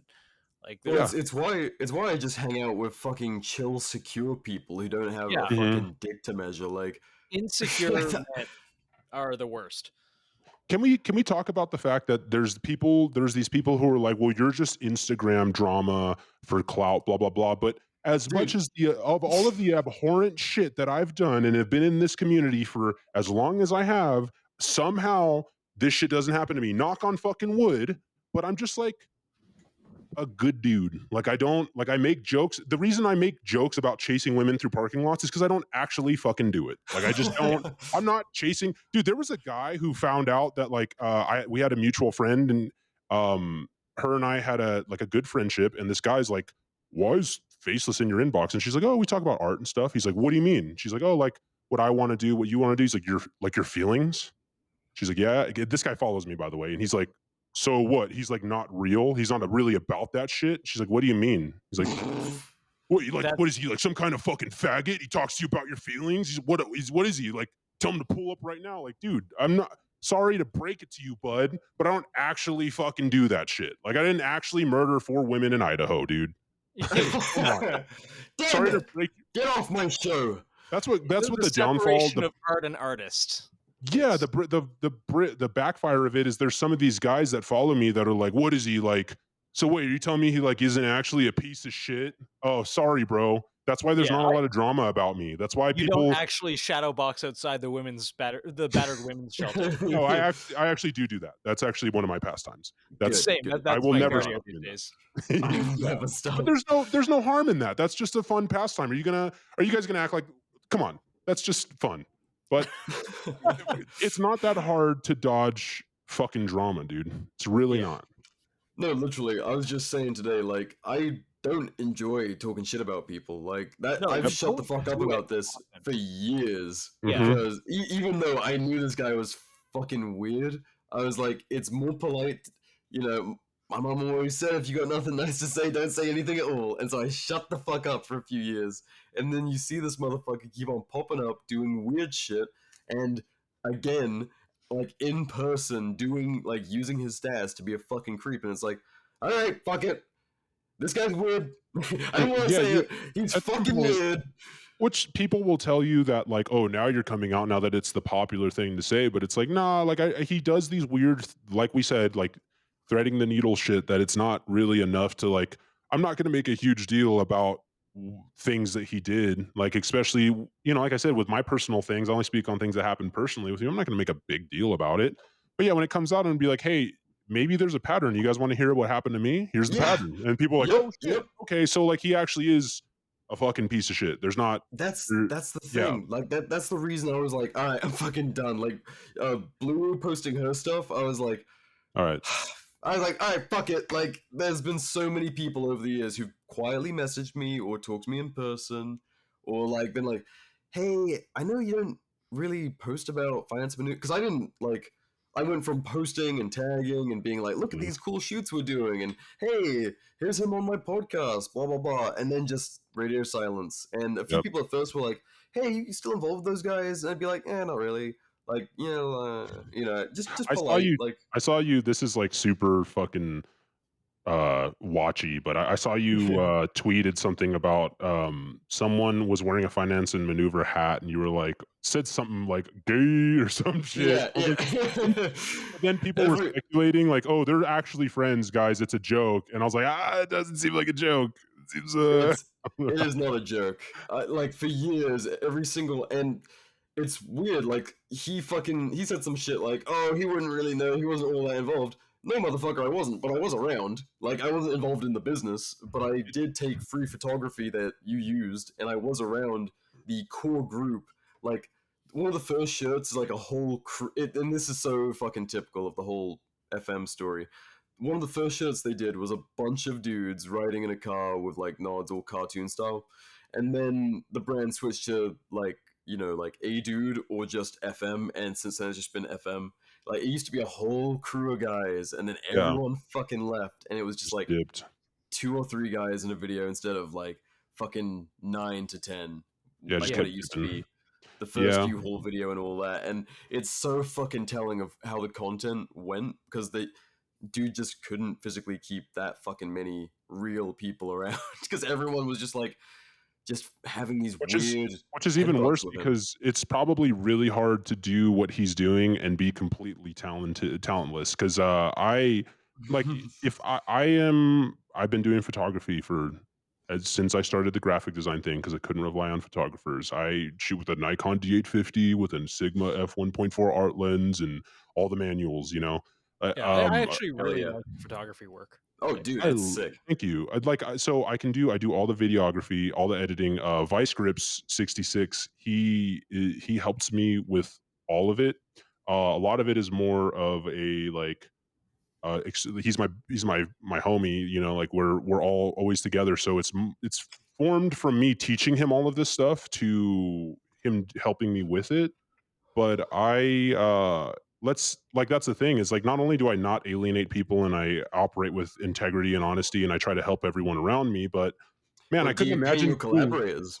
I couldn't imagine well, I'll tell you in a second. I couldn't imagine like alienating and fucking people over and not being able to even like design or take pictures or do any of this shit. How do you rely on people and and fuck them over? And dude, I'm more than generous with collaborators. Like you could ask fucking Anti-State, dude. That guy he I don't even care about the money, like when we did that release, I put up all the money for the merch, like I paid for it all out of pocket, and then I let him still keep 50% of all profit too. Like I was like, what? And he fought me on it tooth and nail. He would not let me do it. And I was like, dude, keep half of it, 50%. So I did like the initial investment. So but I'm about that. I'm about making sure that you're, that people are taken care of and all that stuff. You know, No, it's I funny mean that you guys that's are how you getting have the longevity instead of you just guys are using people. getting. I'm sure people listening aren't expecting to get the moral fucking high ground from FACELESS of all people, but when you expect when you operate with integrity and honesty, it seems like the world works in your favor. I as a little anecdote, one time I remember I got into this road rage with this fucking fat woman, and like it took everything in my being to not throw my fucking energy drink at her face and call her a nagger. And I dude, it took everything, and I wanted to yell, wanted to scream. Just did it had one of those days where I just was like, dude, whatever, go on your way, lady. Like a month later, she ended up being the person at the courthouse that was helping me with with a ticket that I had. And the way that the whole thing was framed, it could have like completely like she could have fucked me over. Like she was kind of like my ball was in her court. She helped me a lot, and I guarantee if I would have fucking called her, if I would have hard R'd that bitch in the middle of the street, she wouldn't have forgot my face. But I have a good memory. I remembered her and I was like, oh my God, this is the lady I fucking almost called her. Holy shit. God damn it. Oh my God. But she was very nice. She didn't remember me. And dude, ever since then, I've always like, man, you never know, dude. You just never know. That's the fucking lesson. That's the story we get for that lesson. You just never know. God damn dude. it. You just gotta be careful who you. The moral is don't go doing horrible shit to people, and you just never know. One of them could be someone that you end up seeing later on in life, and you don't need unnecessary beef. You don't need unnecessary drama, you know, for I have nothing. a personal So rule to just never get involved with road rage. yeah, Because I am sometimes I just like brain fart, and like I'm an overly BR's been in the car with me. I've almost killed us a few times. He's Asian, But people. He's Asian. it's generally because I drive a little too cautiously, like always at. He can't see. Yes, I'm squinting too hard all of the time. I'm sure you hear sorry all the time. So you Oh hear my it Oh, 20 sorry. sorry. But Good luck, everyone. Good I luck, everybody generally have a else. rule, like if I see someone make a mistake driving, even if it inconveniences me, I try not to be mad at it because I have no idea what the fuck that day Well, is like. also, dude, like Yeah. especially growing up here, people are insane, dude. I obviously fucking carry wherever I go, but man, well, I mean, at the end of the day, is it really like is it really worth getting into a firefight sometimes? It's probably Yeah. not. Sometimes it really depends on the violation. Have you ever had a gun flashed at you on the road? Because I Yeah. certainly have, Oh, yeah. being in Arizona. Yes, The yeah. very worst I've It ever had was happens. being flipped off once, I think, and that was in driving through like Colorado. I had like no sleep and I didn't pull lanes over to let someone in, and that was my fault. I just brain farted at the guy who flipped me I'll off. tell you one thing that I did. I'll tell you one thing, dude. Yeah? And this was probably one of the worst things I've ever done. But I was driving. I didn't really like. Was early on my way going to the gym, so I had a lot more time than I needed. And I stopped at a red light. I was driving. I have a 1984 Porsche 944. People see it and they just get mad in the high desert because we don't have nice things here. So when they see like a red sports car, they just like hate you. And I'm stopped at a red light for like 2 minutes. This guy pulls up, almost hits my car right in front of me, cuts me off, sticks his hand out the window and just yells, fuck you, and like is flipping me off, right? And looking at this guy, he's just some like 40-year-old fucking dad who hates his life in like in like a minivan, and he's just like he hates that I'm driving a car that he like maybe he wanted when he was in high school or something. I did nothing wrong, I promise you. So what I decided to do was I said, I'm gonna now follow you for the next hour. So because I had my fucking Glock on me, and I'm like, I'm following you now. Now I'm following you. So we start off slow. He starts. Wait, did you tell him? No. I just started following him. Oh, okay. As he pulled off, I just followed him. And I was like, let's see where we go. What's going to happen? So I start following him. He starts getting faster and faster and faster. I'm following him for about 15 minutes, and this guy's driving fucking 60 miles an hour on the fucking sidewalks. He's freaking the fuck out, dude, like swerving. And at this point, I don't care. Like, I'm done, dude. I don't give a shit. Wasn't having the best day. I got a gun on me. I know I can either fucking beat this guy's ass or shoot him. And I started following him, dude. And we got to like a neighborhood, and I've never seen someone drive this erratic before. He's freaking the fuck out. And then I just stopped and I was like, all right, I got to go to the gym. Just pulled off, went to the gym. That's probably one of the craziest things I ever did. But that guy probably won't do that anymore. He's like, holy shit, this guy literally followed me for like 20 minutes. God damn. He thought I was a bitch because of the car I was driving. I guarantee it. Like, nah, dude. I'm following you now. for sure, for Now I'm sure. following you. I'm coming home with you is what's happening. See, that's why I have one of those fucking old school Walmart smiley face stickers on my dash. Awesome. Because driving in Phoenix, I'm just like, or I was. Now it's a hell of a lot better out in Appalachia, but back then I was just like, every time I'd be fucking pissed off, like I might end up in court because of this. Yep. And it's gonna be 10 years plus. Yep. And I just look at the fucking dumb smiley face on my dash, and I'm like, yeah, okay. I don't know chill. if following someone even illegal. It probably is. There's probably some crime against it, but Probably with intent. But if you just happen to be going the same way, that's who's what I to was fucking gonna say. Is like and then if you wanted to stop and just going fight, the same way. I would have like, okay, like I don't know, like I was trying to instigate him to get out of his car, but he started going so fucking fast. That was probably the only time I've ever engaged in like horrible road rage. But I was laughing most of the time. I'm like, this is hilarious. He was so big and so ready to flip me off, and now he's freaking the fuck out. I was laughing. I wasn't even mad at that point. All right, I'm gonna leave you alone, dude. You're having a bad day. You're good. Relevant question. Faceless, how is your relationship with your father? It's great, dude. Papa Faceless. yeah. Papa Faceless is a anarchist. He's really cool. He's like a meme. Dude, you know what's funny is before I started any of this, Papa Faceless was big on iFunny. He was like those like edgy meme lords on iFunny before like Shit. yeah, one of those ones that had dude's like 50 something and he's got like fucking 40,000 hits on iFunny or whatever. I'm like, holy shit, dad. You're like, and he's just You're a posting, meme lord. yeah, posting like awesome. crazy shit. Yeah, he's fucking cool, dude. Both my parents are fucking awesome. They're cool. Growing up, we had it really really rough. A lot of like drug and alcohol issues, but now that I'm older, they kind of just like got out of their party phase and they're killing it, dude. They're doing good. It's cool having I think maybe I had some sway, and I know I did, dude. Some sway with my dad with some of his opinions because I think he has had the conservative to libertarian to anarchist pipeline as well. And I know, like 10 years ago, oh, believe it or not, he's an ex San Bernardino County sheriff too, so that's even better. Holy fuck. Yeah, he hates cops, super anti-cop, super like First Amendment auditor, all that shit, dude. Cool guy. Once you've seen the beast up close, you either go crazy or you live that way the rest of your life. Well, he was a cop. He was a cop in the 90s, and he saw them do abhorrent shit. The one I think that always stuck with him, and that he told us growing up was he would see women call a domestic abuse case. They would call it domestic abuse.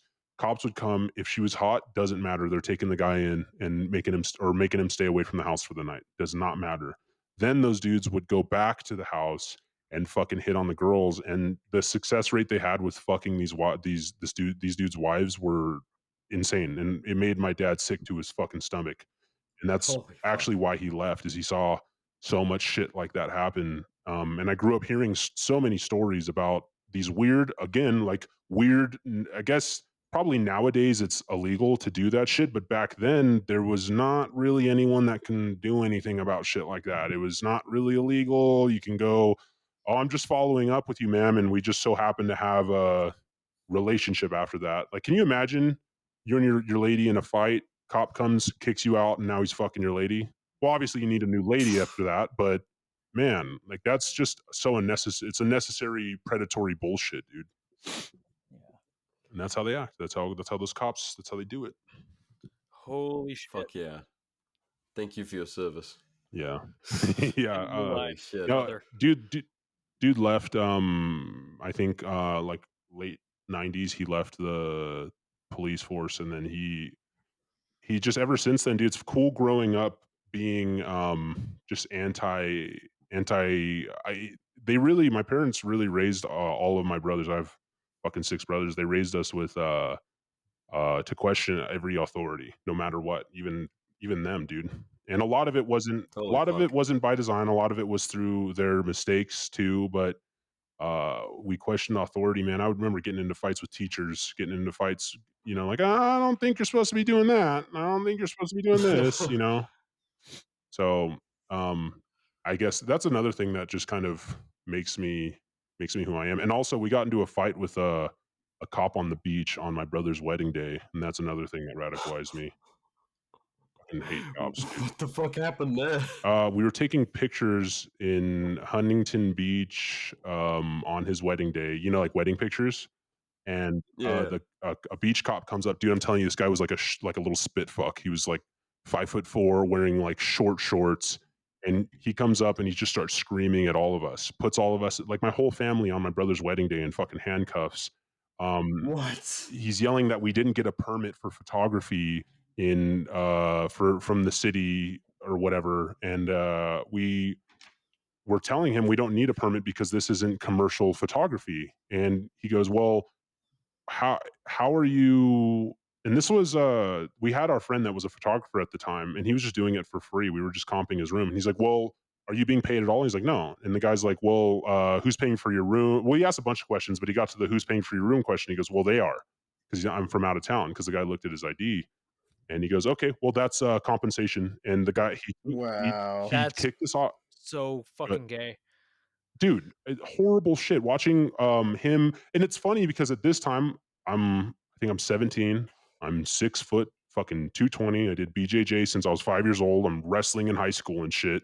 And this little guy's in my face using force compliance on me, and I'm like having to act like he's hurting me, and I'm complying. I'm like, dude, I can fucking slam you on your head, bro.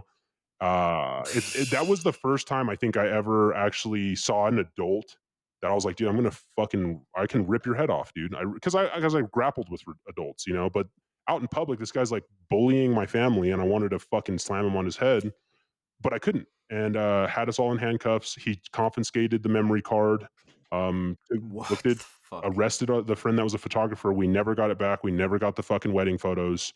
And that, I think that was like the true day where I was so over tyranny. I was like, I'm good. I want to do something fucking horrible. Didn't do anything that horrible, but and I think anyone going through that experience would radicalize them. That's a great way to create a society of people that love police officers, huh?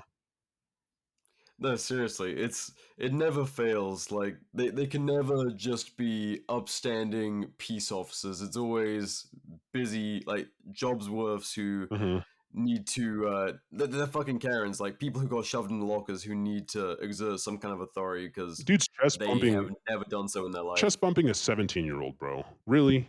Like, really, dog? Chest bumping a 17-year-old? Is that like what a fucking like just pussy, man. Over And permits involved, I feared for like my life. photography permits. Like yeah, turn in your over fucking badge. you see a woman in a wedding dress, dude. See a woman in a wedding dress, and you're gonna fucking harass us? Come on.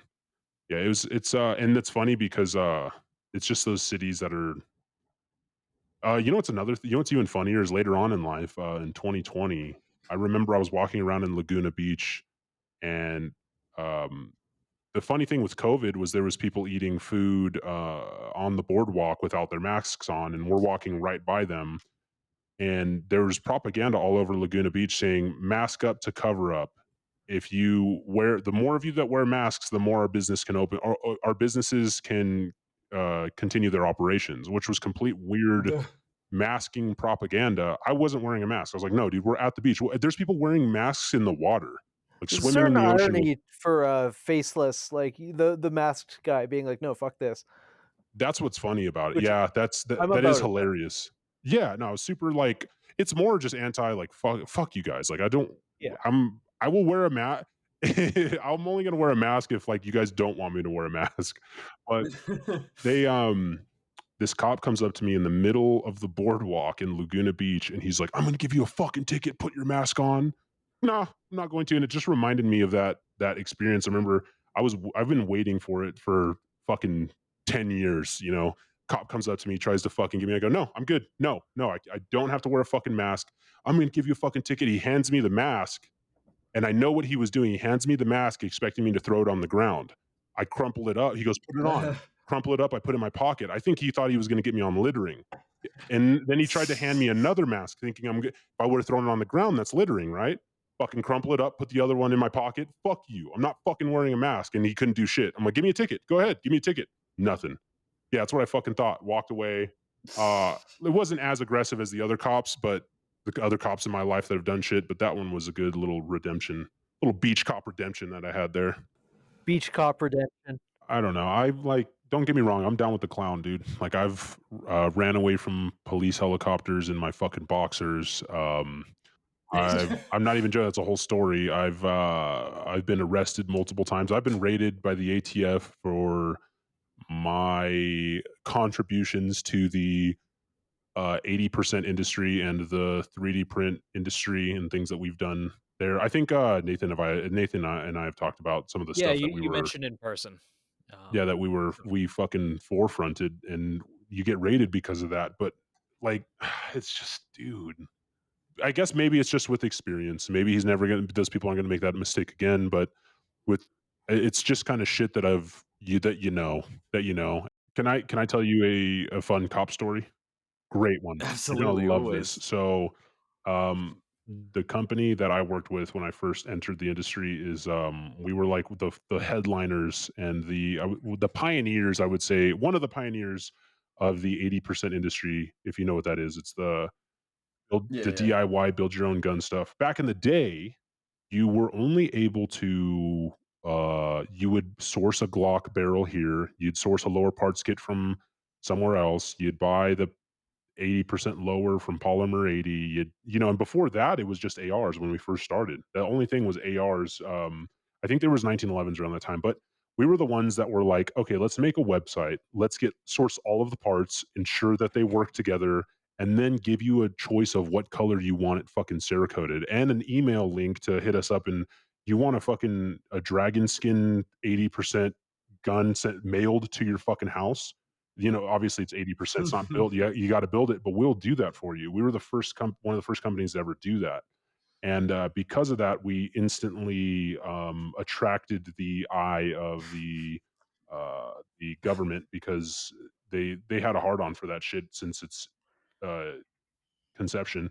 And I would say it's funny, dude. I was a personal trainer when I left to become when I went headfirst into the gun industry. I quit, went headfirst into the gun industry, and then I decided I was like so new to the bullshit, dude. I was still like a hard ass, but I would say, man, that shit turned me into a fucking veteran. Like getting put on the ground multiple times over any sort of statute that changes daily, dude. One day you're selling something. Okay, for example, so in California, you can have a threaded barrel. You can sell someone a threaded barrel. You can sell someone a compensator with that threaded barrel. You can't sell them a Glock slide with the threaded barrel in it. That's extremely illegal unless you have a permanently affixed compensator on the threaded barrel in the Glock side. Does that make any fucking sense to you? Doesn't to me. But Fuck no. you're getting arrested if you do that, especially if you sell it to a fucking CI or a cop. And there's a lot of undercovers here. So that leads me to, I would say, like about 4 or 5 years in. About 5 years in, I was doing a lot of the hiring for our company. Hired this guy. Seemed like a cool dude. Seemed like he just kind of blew into town. It was midsummer. It was like May, and it was late May in California in the high desert. It's fucking hot as shit. And I remember the owners of the company coming in, and we're having a company meeting, and this guy's sitting in there. The owner takes one look at him, stops the meeting, looks at me, and he goes, "Can you come in here with me?" So we walk out, we close the door. Everyone's sitting in there watching. He goes, "Did you really hire a fucking Fed?" I go, "What?" He goes, "Look at it." I turn and I look, dude, and it was when he said it, it was almost like as I looked back into the room, the guy's glowing now. He's wearing he's wearing operator pants. He's got the fucking like tactical boots on. He's got a flannel. He's got a flannel on that covers up all the way up to his fucking wrists, and he has a fucking neck gaiter on that's covering up to his chin in midsummer. And I go, "Oh my god, I hired a fucking Fed on accident." Like Jesus Christ. I was hiring so much people at this time. We were growing so quick. I was like, "Holy shit!" What have I done? I hired a fucking Fed. This was his first day. He goes, I want him out by the end of the fucking day. And I'm like, oh my God, dude, holy shit. So throughout the day, I'm just watching this guy. Shit, you not, the guy comes up and starts talking to me about taxes, right hand to fucking God. And I'm like it couldn't have been any worse. Like, so, like, because we mentioned paying him under the table. He's like, so since you're gonna pay me under the table, does that mean that you guys don't pay taxes too? I'm like, I don't know what you're talking about, bro.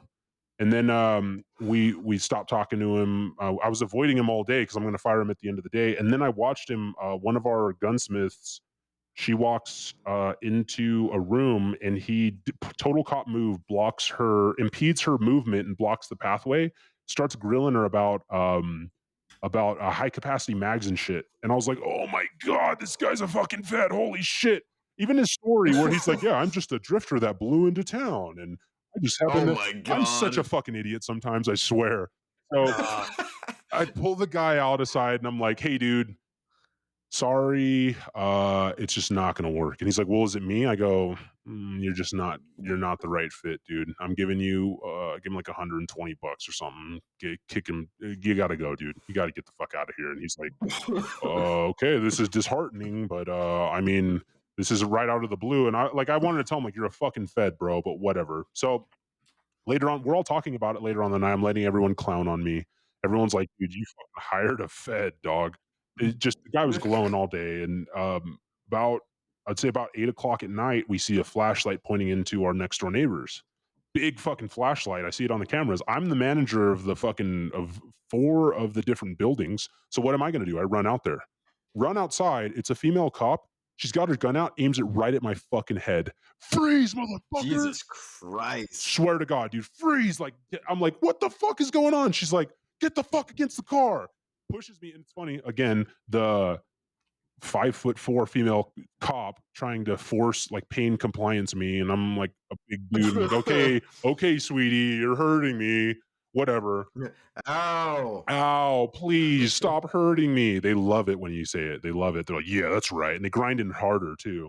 So she's got her gun trained on me. She puts me in handcuffs instantly. I go, what the fuck is going on? I'm the manager of this complex. Can you tell me what's happening? She tells me that our next door neighbors have been broken into and she needs to secure the area and make sure there's no robbers anywhere. That's verbatim, no robbers. What are you talking about? She goes, we need to make sure there's no robbers in here. And at this point, her partner, which is another female, comes up, is aiming a gun at me. And our friend Petey, he was one of our like handymen. He comes out of the building because he wants to see why I'm being put in handcuffs. They fucking point the gun at his head and they fucking start screaming at him, get the fuck down on the ground, yelling at this guy, dude. Sweet. So he gets down. They take our IDs against our will, pull out our IDs. They're fucking running our IDs. And they start trying to. So one of the female cops has her gun still trained on me, and the other female cop is trying to get in the building with the code. Well, this female cop puts her fucking gun directly to my head, and she goes, "What's the code to the fucking thing?" Like, I'm already handcuffed. I'm like, what the fuck, dude? I can't tell you how terrifying This it is sounds when like you're getting jacked by 2 people in cop costumes. I know that's not the case, but dude, 100%. If I didn't see the cop car, that's what I would have thought. Yeah. Dude, she has this. She's literally. She hadn't at this point hadn't taken her gun off of me. Like, she had her gun on. She pulled my wallet out from my back pocket, pulled my ID out. Partner's running the fucking IDs. Comes back, is trying to get in the door. The other lady, she still has her fucking gun aimed at me, and she's yelling at me for the code for the door. My dumbass being, I'm gonna be honest with you, dude. I was fucking terrified. Yeah, of course, you had a female cop pointing a gun at you. Like, the chance of death is high. I'd love to be able to tell my followers, like, I was fucking Chad Thundercock, and I was like, fuck you, pig. No, dude. I start giving this bitch the code. As I'm giving it to her, the owner of the business comes out and she goes, stop giving them the fucking code. And I'm like, what? I'm sorry. Do you see the gun? Are we good? She's like, yes, I understand. You guys can't come in here. 2 other cops come up. So I guess they had called for backup during that time. 2 male cops come up. They start fucking like interrogating her. They're like, we need to get in there and we need to make sure that there's no robbers in the building. There's no intruders. We're like, we've been in here since I'd say 10 a.m. this morning. And one of the guy cops is like, oh, that's pretty funny. So you're working late tonight, huh? And when it was a family owned business. Sometimes I'd work from 10 a.m. Sometimes I work from 7 to fucking 2 a.m. getting Cerakote done for gun shows, like 200 pieces of Cerakote done.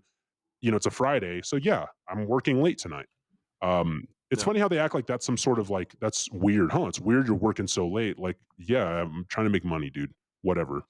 And it was just a cool hangout. We had like a motorcycle shop behind the building that we owned as well. So it's like a cool hangout. Um, we had built this business from the fucking ground up.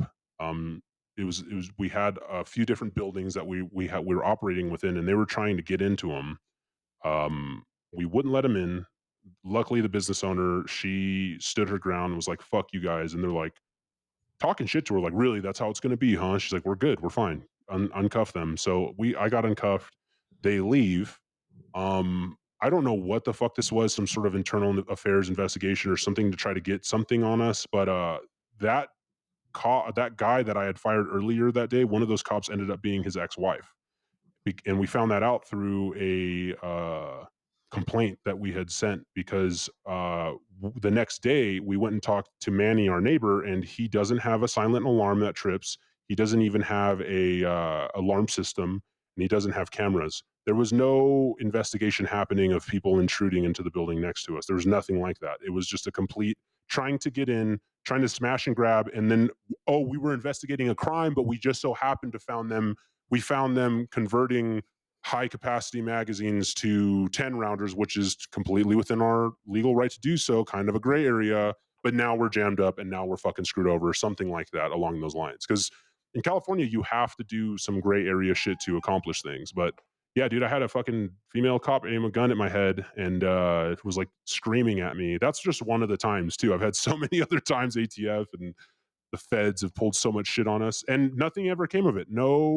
There's no investigation. It got swept under the rug. There was no real answer to what happened. And I wanted to go file for myself personally, but the owners wouldn't let me. They were like, "No, we'll handle it." And it just never went anywhere. Ah. Yeah, that's bullshit, but that's just Yeah. kind of the second they heard you're an 80% parts store, they just didn't give a fuck. Like, fuck you guys. We're not doing anything. California.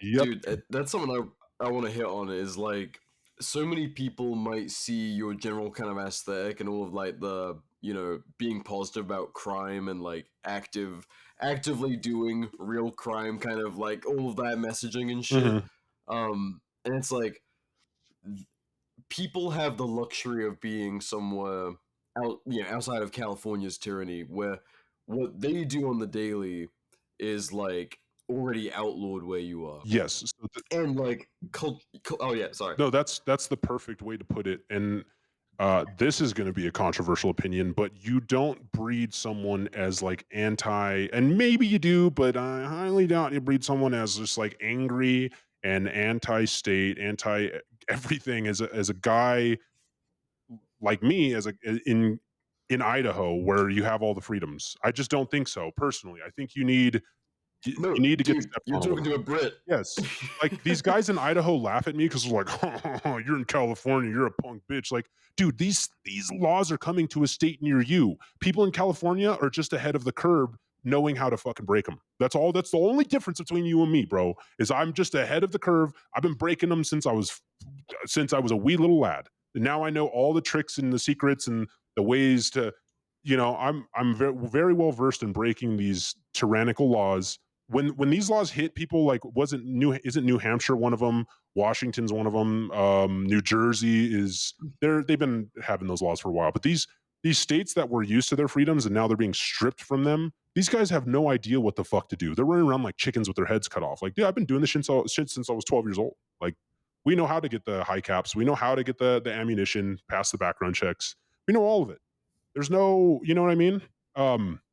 Yeah. That's my argument and for it. that's like no, that's a big cultural thing that people really have a problem adapting to because they've been, law and order and their dads were and their dads were and their dads were for like forever. And it's like, well, and not forever. Like back to the guys who actually shot the British, but Mhm. like there's this whole fucking thing where these guys can't connect the fact that like being a gun rights absolutist may mean adopting a prohibition mindset and being the bootlegger someday. Dude, these And guys want to that's where you see the these difference. guys want to be fucking they want to be treaded on so bad. They want to be treaded on so badly. It's like how a lot of women want to have some sort of trauma, like they make up a lot of traumas in their head so that they can cling on, they can make it their whole personality. It's like guys like finance and maneuver who wanted to be they want tyranny so bad so that they can fucking get on that level. They really would. It's like, bro, you're in Arizona, dog. Like when I went to Arizona, the last time I went to Arizona, we were shooting ARs out of a moving truck, listening to Motley Crue and drinking beers. There's no, like, come on, dude. There's nowhere in California you could do that shit. I mean, there is, but and we have done it, but it's not the same. It's not the same. You're not Yeah. afraid that you're going to go away for the rest of your life, which is awesome too. Go, that's cool. That's fucking amazing, and all states need to be like that. But for these guys that say it's the dudes who make the argument that like, well, the more gun laws you pass, the more criminals are going to get illegal things, right? But then they look at guys like me and they're like, ha ha ha, you're in California, bro. You can't fucking get anything. My brother in Christ, I'm the criminals you speak of. I can get the gun. I'm the criminals that get the illegal things. Do you not see the correlation here? That's where low level perpetrators comes from. That's where the whole that right there is where it all stems from. Is I get people, especially the conservatives, hit me up like a low level perpetrator is just a spineless piece of shit. Like, it's more of a play on words. Like everything I do in California is a crime, so that's where I got the name. That's where the idea came from. You know. Well, dude, it like in your case, it has to be a lifestyle. Yes. Otherwise, you would be a spineless piece of shit. Oh, dude, it's a constant Like, battle. yeah, and that's hardcore. Like that's real as it comes. And so many people don't get that, fucking turn their nose to that kind of mentality, or like, they might see kind of the messaging that we prefer, that's really hardcore anti-state, like nothing held back, not pretending that this shit can be voted away or whatever, or that there's any kind of niceties to this. It's like, nah, like they want to stomp us out. You just have to be this way, or you're done. I think people take a look at my art and they see something at face value. It's verbose and shock jock, with some of the messaging.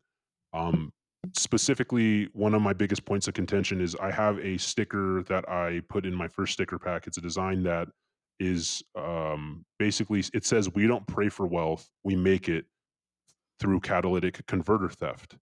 And people see that and they think that stealing a catalytic converter is one of the most abhorrent things. Obviously, like, it's a horrible thing to do. I've always argued that I think, um, okay, so to take the long way around, that at face value, you might think that that's like just like a fucked up oh, he's just making a joke about it. But in California, in around 2018, Newsom started signing a bunch of new laws that basically made it was bolstering the whole smog green industry. It was what's leading to us being only able to sell electric vehicles after a certain date now. Yeah, And he Canada has that basically too. yeah, so he basically banned normal, like, mom and pop mechanic shops to be able to import any sort of smog devices or catalytic converters into California, and made it so that it was only like registered star certified places and dealerships were able to import smog parts, right? By doing so, he was claiming that it was like an eco-friendly law, and that's what they've always claimed, right? But what he did was, and I don't know if this is by design or not, I don't really give a shit. All I know is that he created a horrible black market. People now steal catalytic converters from others and sell it back to them at an insane cost, because to get it fixed at any of these dealers, it's a monopoly. It's you get a catalytic converter stolen off of your 2004 Prius, you're paying no less than $3,000 to get that fixed. But if you can get one off the black market, that's a fucking quick $900 that person can make off of one. And what would you rather pay, 900 or 1,000 or 3 grand? So it's created this horrible black market. So that's kind of I know this is like the weirdest rationale, but I think it'd be funny if, like, we made catalytic converter theft like a bigger deal than it is. Like, if anyone who got theirs stolen just stole someone else's catalytic converter and it became a bigger problem than it is, we'd have to start doing something about it. We'd have to start looking at these laws. So as my faceless for president 2024, my first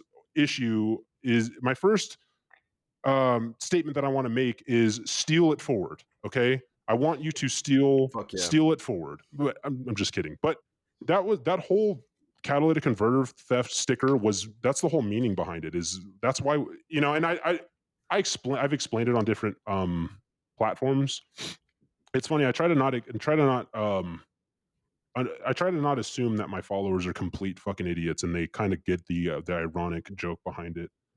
But a lot of that has meaning, dude. Like a lot of the stuff that I put on there has that type of meaning behind it. It's not just about steel catalytic converters. It's trying to bring awareness to what the fuck is happening. And I know this to be firsthand because, like I told you, we had opened a motorcycle shop.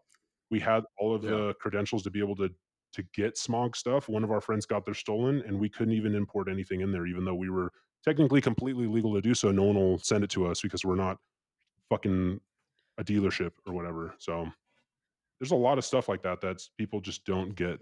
They don't understand how there's a lot of tyranny here, even on the car It front. sucks. The electric car shit's Like- insane. Like California is such a beautiful part of the world, Mhm. and yet the government just sucks the fucking life out of it. They really They do. do. They do. I love it here, man. And it's another kind of cool thing about it is that, dude, it's crazy when I tell people that I carry a gun, and especially that I carry a gun without a CCW. And they're Based. like, it like freaks them the fuck out, dude. It freaks them the fuck out. It's kind of fun now at this point, seeing the looks on their face that they're like, "Oh, you have your CCW?" Like, no, like the government doesn't want you to know this, but you can just put a gun in your pocket and walk out of the house. They don't want you to know That's this, wild. but you can just do it. And I'm obviously good at not getting in a confrontation with the police, but it's funny that there's a lot of people that don't carry guns around here. I'm like, it's so rare, dude. It's really only the criminals. It's really only the criminals that carry guns. Like, even the good fucking most people in California will tell you they carry a gun. They don't.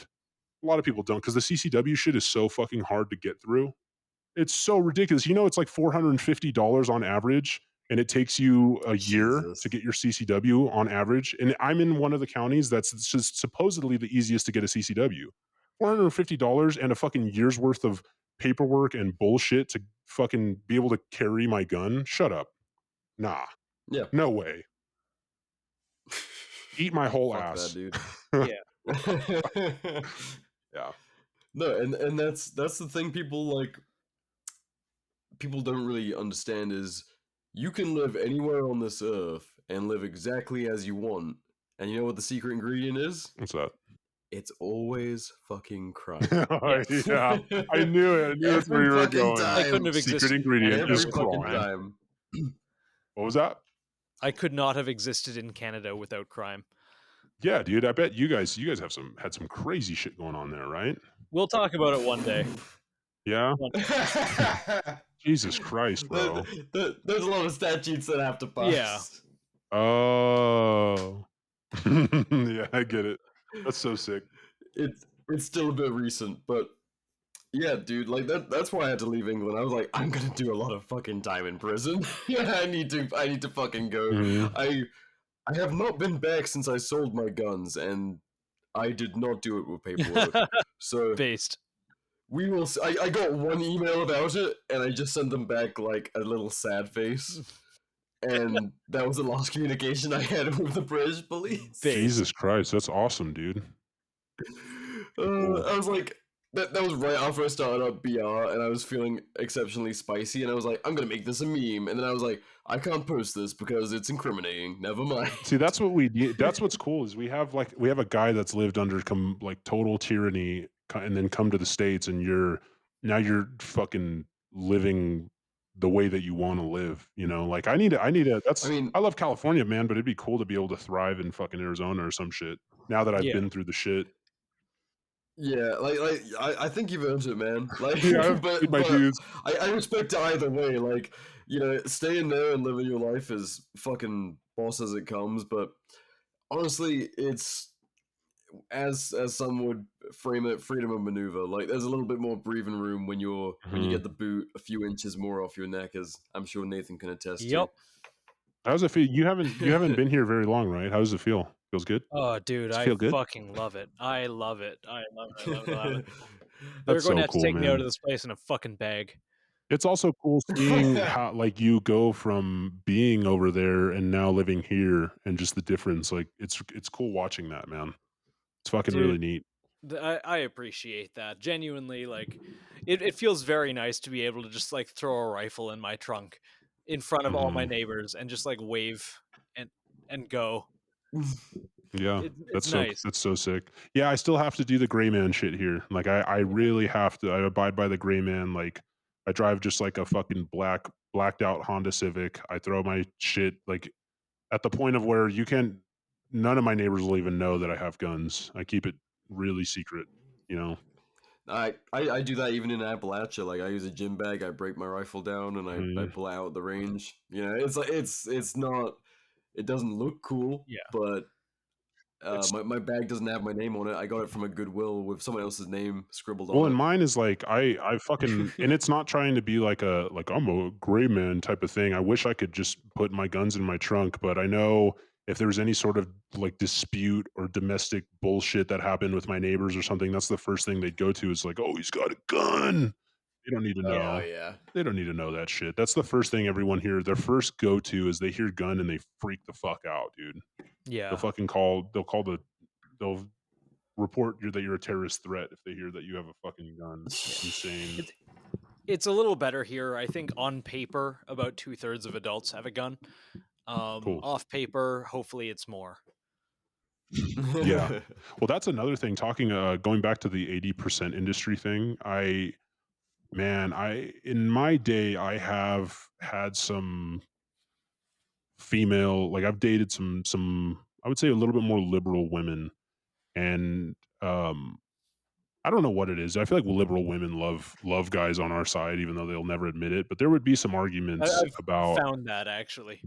yeah, like I'm not even bullshitting, dude. I have a lot of girls that follow me that are fucking liberal, and I remember there's a specific conversation I had with this one who she loved to comment. She loved to bring up statistics, and she brought up the gun thing.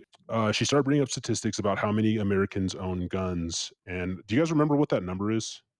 How many Americans? Oh Here, fuck. hold on. It's How many it's Americans? wild, especially nowadays. Here, let me Yeah. see. So she brought up some statistic, and she was still arguing with me because I was like, there's no actual number.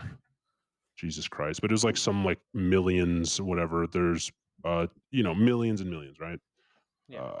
I told her I started laughing. It's like, you think that's that's how many guns there are out there? She's like, what do you mean? And I was like, let me break this down for you.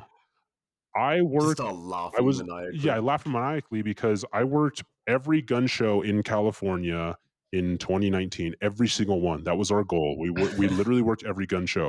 And in 2019, I would say was probably the peak of the 80% industry where you could go to a gun show, you could buy all the parts of a gun and you can build them together, right? Um you could build them, you could build a Glock at home, you build a 1911 at home, AR, you can build an AK at home if you have the tooling for it. But I told her, I go, we would import our steel from Florida into Georgia. We'd get all of our steel cut in Georgia. We'd import that from Georgia into California. It would get into my shop at around I don't know 4 p.m. on a Thursday. I'd spend that time from 4 p.m. on a Thursday all the way till Friday night, Cerakoting at least 250, 80% kits. During the weekend, we would wake up in the morning at fucking 3 a.m., drive to a gun show, sell from Saturday to Sunday all 250 of those kits until we sold out, leave, go home, and fucking restart the next week. Every week of California. Not only that, or every week of every gun show of California, which was pretty much damn near every single week of 2019, right? We put not only that, because of what we were doing, a bunch of companies popped up as copycat companies started doing the I same was about thing. to say, how many other people Yes, so think about that. And all over the all country? of those motherfuckers were cleaning house just like we were. We put old mom and pop FFLs out of fucking business. I can name 10 off of my fucking hand of these old spit fucking mom and pop FFLs that we put out of business by doing this because people stopped doing the FFL shit in California. And there's a bunch of companies that were doing this that were operating in New Jersey and New York, like I think New Hampshire, Washington, all that shit, right? We did 250 at least 250 every goddamn weekend, and there was at least 10 other companies doing it. And that was just 2019. Think about it, dude. And those are just 80%. Think about 3D printed guns. Think about there's millions. It's done. There's no stopping it. It's over. Oh, dude, it's fucking over. And dude, that was Yeah. probably the only person that I ever turned pro gun. She was like, "Holy shit!" I go, "So would you rather be in a room of people without one, and they're gonna have one anyways, or are you gonna go out and just get one?" Like, and she was like, that was probably one of the only liberal people I've ever swayed. She was like, Yeah. holy shit. Like, once you actually put the numbers together, I was like, every one of those criminals has one. They all got one. Don't you worry. Yeah. My mind jumps to so I'm in northern Idaho, and I think Oh, with nice. people I know in Washington, because like God, the border of Washington's a 5-minute drive away. And you go to a range there, it's all 3D printed guns. It's all 80%. It's all because they passed that fucking law, right? Yep. And no one gives a fuck. No one gives a single fuck. The second they pass the law, that it creates a vacuum, and people want they want to be able to build these things unregistered. In states like Idaho, no one wants to build them unregistered because you guys can just fucking can't you guys do like the just the bill of sale to another person in a parking lot over there? Oh, dude, there's a vending machine outside of the Walmart, and I bought an M240 out of it the other day. Dude, that's that's fucking. I love it. I just go to the gas station, I buy a Glock and an auto sear. Yeah, you buy a Glock, buy an auto sear, and then yeah, that's so funny. That's great. I love Idaho. Idaho's amazing. It's funny that I didn't even know you were in Idaho when I made that whole Idaho equivalency thing. I wasn't trying to make fun of you or anything. No, I didn't take it as that. I didn't even know you were in Idaho. I just use that as the beacon for freedom whenever I bring up any sort of That's why he ended up there. Yeah, because I'm like, dude, Idaho does not fuck around, dude. You can but really you are right. There's like I'll talk to people who are from here and like have only ever been from here, and they're like, "Oh yeah, I don't understand why." It's like you guys don't know what it's like to not. They don't know how bad it is. Things. Yep. Like you do not know how bad things get, which is ironic because Washington is again 5 minutes away. But like these people have lived their entire life in comfort, and it's like this can go away very quick. Dude, that conversation happens every single time I open my fucking mouth in a gun store. They're like, "Oh, you doing alright there, sir?" I'm like, "Yeah, can I handle so and so?" And then they're like, "Oh, he's actually a gun guy. He's not just a lost tourist." Yeah. And because I don't fucking dress like a gun guy most of the time. I've gone to telling people whenever they hand me a gun, I'm like, no, this makes me uncomfortable. Like that's so funny. And then they'll see like a fucking video of your bill drill and be like, Jesus Christ, at least you're not one of those guys that fucking will bill drill in the middle of an FFL or fucking start John Wicking everywhere. Like, dude, stop it. Please stop. Dude, I roll. I do the Spetsnaz rolls. Oh, nice.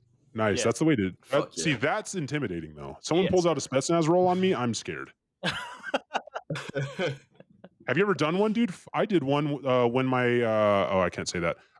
Someone gifted me something very special to me, and I was so excited because I had always wanted one. And I'll just say that it's something that unfolds. And I unfolded it and put it all together, and I did a fucking like Spetsnaz roll as a joke, and I fucked up my knee and my shoulder. Oh, I was like, holy shit, that actually hurts if you don't have the good fucking technique. Damn, I'm impressed now by guys who do that. Holy shit. I feel that though. That is, it is so easy to just fuck yourself up, especially the older you get. I've never done a Spetsnaz roll, and I don't actually intend to. Everyone listening right now, if you want to call bullshit on me, do a Spetsnaz roll in your living room and tell me how the fuck you feel afterwards, dude. If you're not over fucking, if you're under maybe 25, maybe you could do it. But dude, like I said, I was a personal trainer for years, dude. I'm like a pretty healthy guy, and I still couldn't perform one without rolling my rotator cuff and fucking tearing my meniscus. Like, holy shit. I love that I have just fucking no context. I'm sitting here like laughing, trying to figure out what a fucking Spetsnaz role is. Look it up, just like You've never rolling seen- onto your shoulder with like a gun in your hand type of thing. Yeah, it's like a somersault. It's an armed somersault. Yeah. Yeah, let's see. I don't even think it's actually called a Spetsnaz role. Yeah, I have no think idea it's- what the fuck it's called. I I just think he just remember like made it up. being a kid and watching. Remember that shitty show on Spike? What was it? Deadliest Warrior. They had like Yes. fight Spetsnaz, and the Spetsnaz like rolled into rooms. It was really funny, but that's like the only part. I'm thinking of a guy that fucking like the the FUD that rolls in the store while he's got a gun in his hand. Have you guys seen that? You talking about fucking the Detroit Dust guy? No, not that guy. Not that guy. It's like one of the guys that's man, it's like some FUD, just some like boomer that just rolls into it. Like he goes into a gun store and they ask him or he hands him a gun. He like does this roll trying to act like he's badass. It's some CCTV footage that someone had, and I'm trying to find it so you could see it. That's what I'm thinking of right now. I'm super curious. I've seen lots of that. Like the guy who I remember him just like picking up a knife at the table and starting to do kung fu, that kind of thing. Yes, like that type of thing. Yeah, but the guy rolls in the video. What actually freaks me out right now, I'm so sorry for the pause, but I'm going on YouTube and I typed it in, and there's a picture of the gun store I used to work at on a thumbnail, and it's like freaking me the fuck out. I'm like, "What? How did They know. it looks like it's someone used it in the back, like the Google you can do like a Google like picture search of like the inside of the gun store, but it's in some guy's YouTube thumbnail in the store that I like helped build, and it's fucking just freaked me out looking at it right now. It's like, holy shit, that's so weird. It's just some stock, must be someone's using it as like some stock thumbnail image. Yeah. Yeah, that's kind of weird, dude. Yeah, that was fun. You guys are Oh awesome. yeah. Oh, likewise.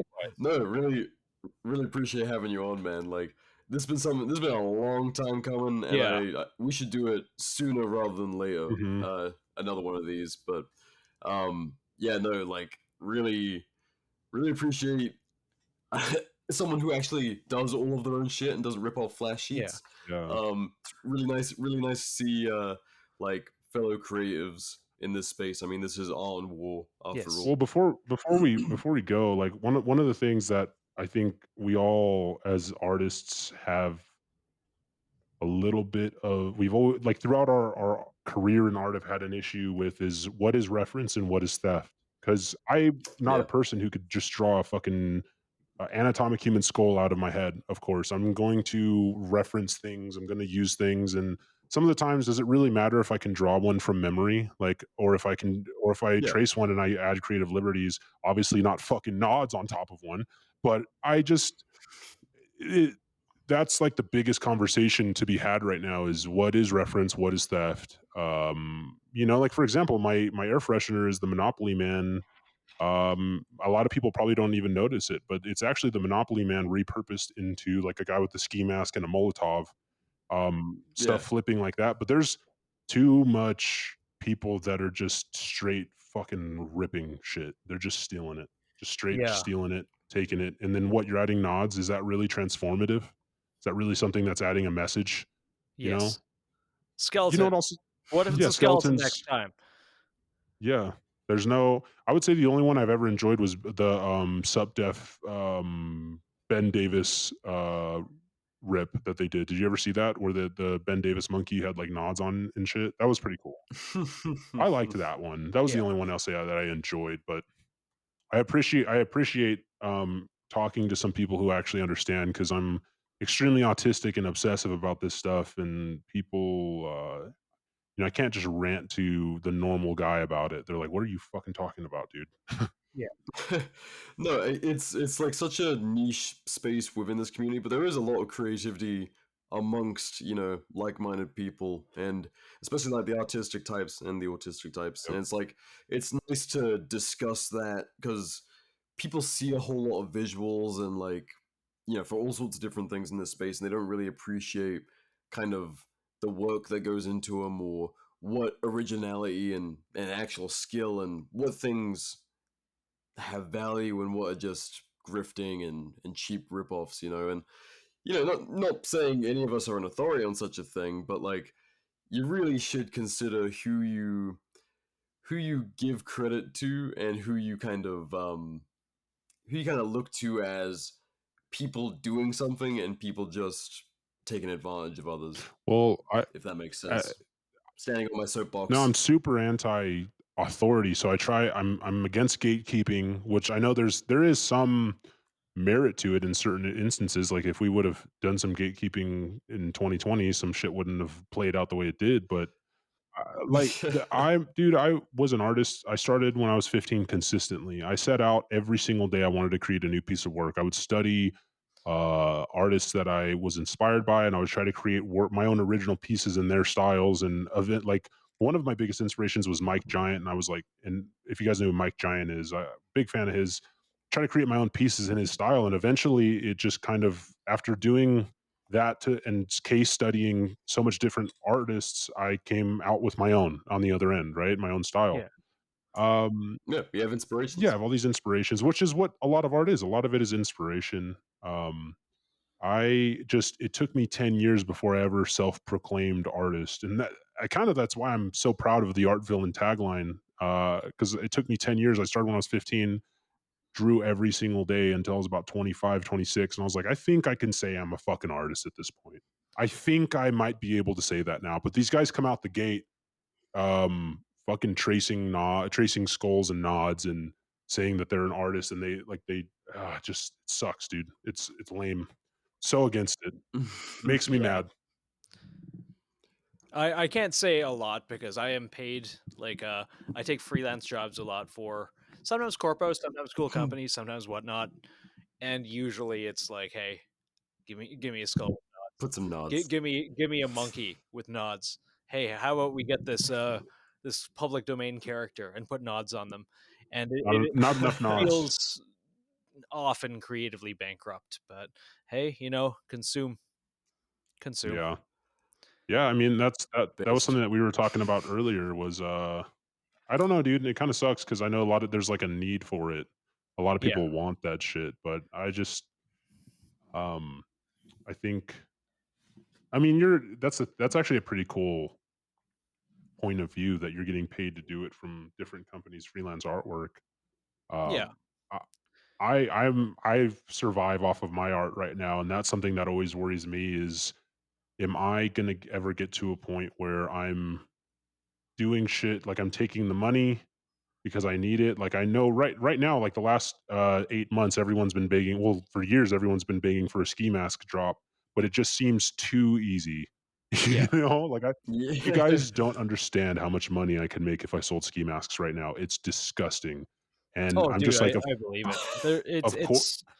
I think part of the problem with having artistic integrity is, especially when it comes to our own brands, we hate money. Oh yeah, yep. But also, that's what sucks is like I know if I have thousands of people wearing faceless ski masks, that helps me. That's not Yes. a fail, but I just know it's just too easy. I'm going to draw ski masks soon because everyone's been like begging for it for so long. But I'm like, man, there's so much other cool shit I could do, like the gasoline scented air fresheners, the ATF Target posters. By the way, if you guys want to send me your Nathan and BR, if you guys want to send me like an address or a PO box, I'll try to get a poster or something out to you. Oh Or shit, thanks, man. Fuck that would yeah. be cool, dude. I've been I'll trying put to it in get my him. washroom, so I see it every time I use it. Yeah, that would be pretty cool, dude. Because my goal is for people to use those and frame them. I love Shoot some that. some That's holes through them actually. and frame them. But it is kind of funny. I want to like that's the best comparison I have is I'm trying not to like I don't know, I guess sell out, even though it's not really even a sellout. It kind of makes sense, but Yeah, you're making a living off of art that has like a serious message and it's fucking fun and original. Like it's such everything you put out is such a fuck you I love it. and It's you. and vibey as shit. Like I'm jealous every time I see you do something. I'm like, fuck, why didn't I think of that? it's genuinely just you. Like Yeah. if you've met you as a person, if you know what you're like this is just you, and I love that. It's just like it's pure. Thank you, man. That's really has been, I think I said it, I touched on it a little bit in the beginning. I wanted to put myself into the digital space as much as possible, like as transparently as possible, as what I thought was funny, what I thought was interesting, what I thought it was cool, and take the ego out of it, take the face out. I don't need, and that's a lot of these guys who do stuff like this, they'll start showing their face because they think it'll get them maybe more notoriety or anything. Like my whole goal was always to wear a different ski mask all the time. I have like 100 different masks that I always thought would wear. I'm wearing a different mask in every video, and no one can really keep a beat on me. And okay, before I know this is going a little long, but No, you're No, no, what no. I wanted, People love it when it goes a little long. Hey. one of the when I first set out, I had this theory that, did you guys know that they make that kids like teddy bears back in the day, why they made them all with neutral faces, all like kids' toys and everything, why they made them with neutral faces? why? No. Because they wanted the kids playing with them to be able to project their emotions onto their toys. So Interesting. giving it Kind a of like video giving game protagonists. Yes, video game protagonists, and that's why the best action heroes are. You look at Neo, Keanu Reeves. Why he's the best action movie star? It's not because he's a great actor. It's because he's so. Let's be honest. So kind of like bland. So like, you put yourself in the shoes of Keanu Reeves whenever you watch him in a movie. That's my theory. It's my Yeah. opinion, but that's kind of what I always wanted. Is I wanted to see if that same theory would work with Faceless. When I tell people these stories, they put themselves in the shoes of my stories.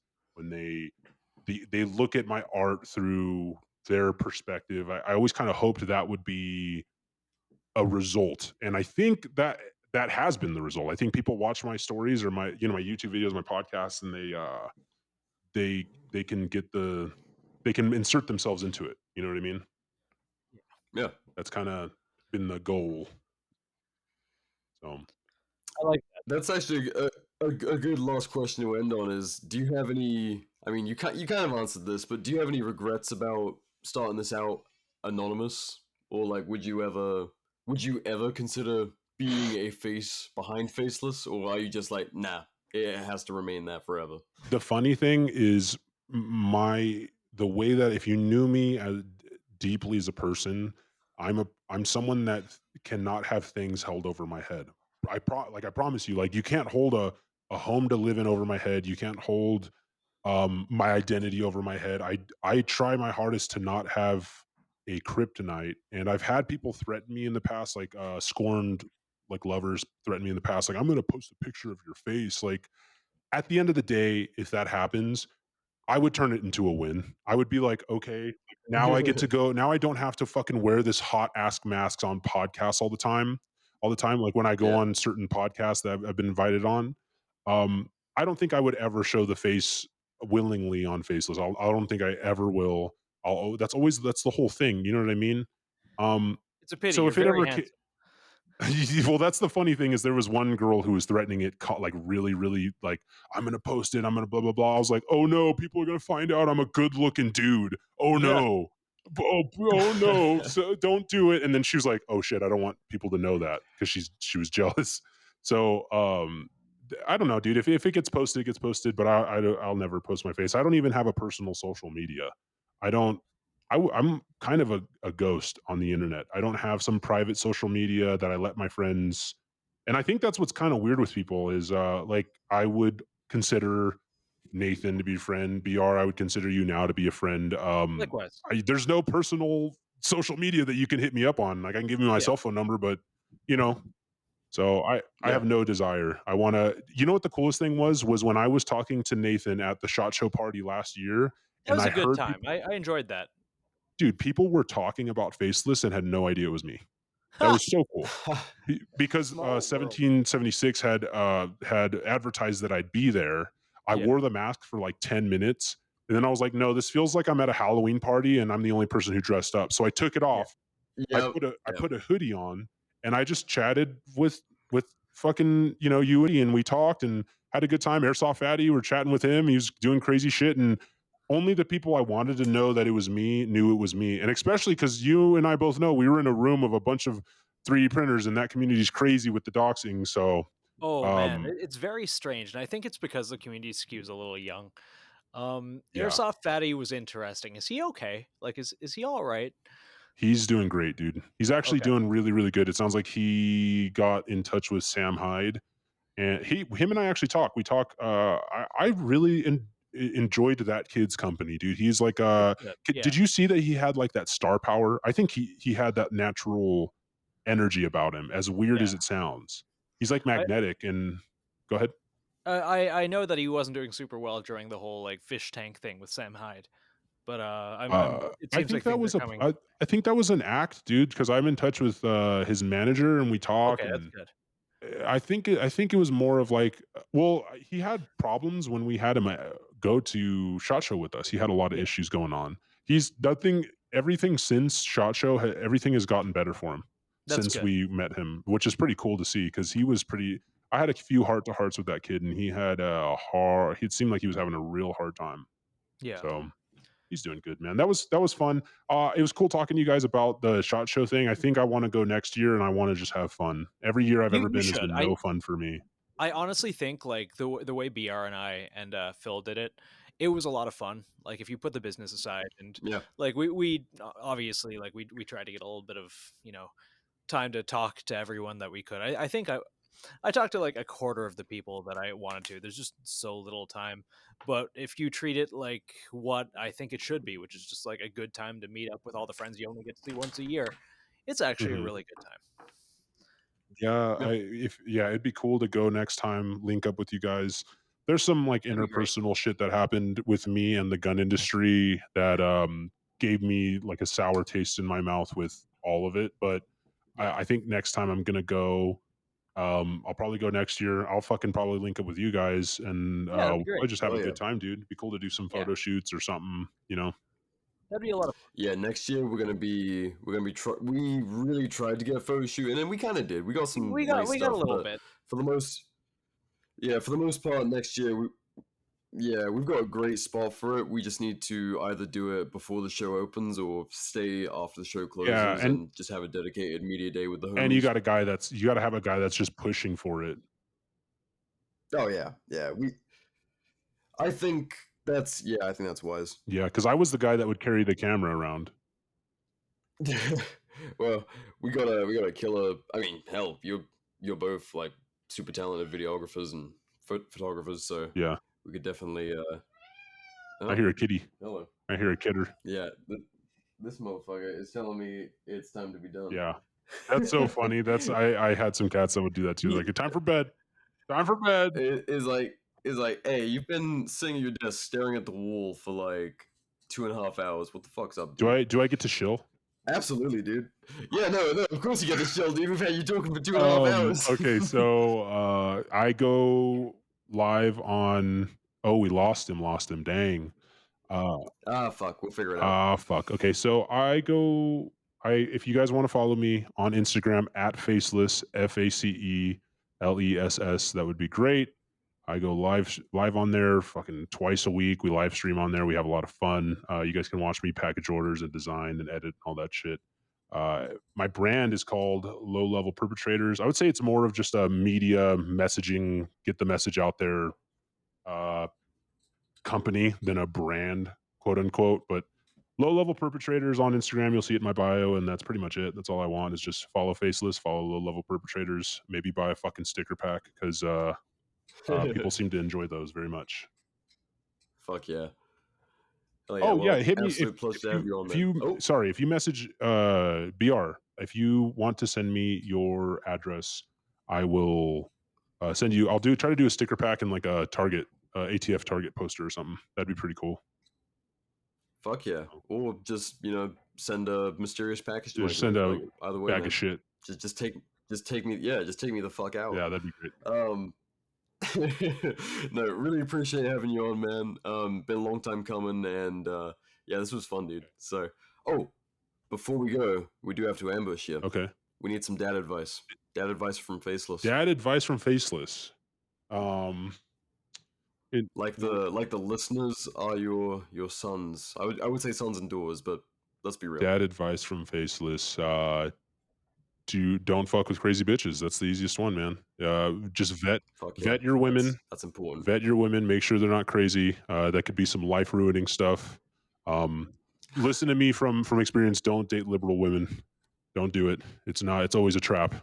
You think that you convinced them on gun rights, and then they're I don't know, they're assaulting you in your car while you're driving. So I would say that's the best one. Yeah, don't identify yourself to police officers. You don't have to give them. You don't have to roll your window down all the way. You're not legally obligated to give identification. Steal it forward. If your catalytic converter stolen, just steal it from your neighbor. What else? What else we got? Arm every kid in America. If your kids, arm your children. Arm your children. Give them guns. The only thing that stops a bad kid with a gun is a good kid with a gun. Fuck yeah. I think that's enough. That's enough dad advice. We've educated and also, everyone. can we change it? Can we change this section to dad advice? Because I just feel like I feel like you're missing out on something. Just rolls off the tongue. Dad advice. That's good. Yep. That's good. I mean, dad advice is how you get dad law, people. Yep. Well, thank you very much, man. I don't know how I'm gonna stop this recording. Nathan's fucking laptop died. Oh, should we just sit here and bullshit until he plugs back in? Let's hope that he doesn't fucking lose the recording. Does it work that way? Oh, that would suck, dude.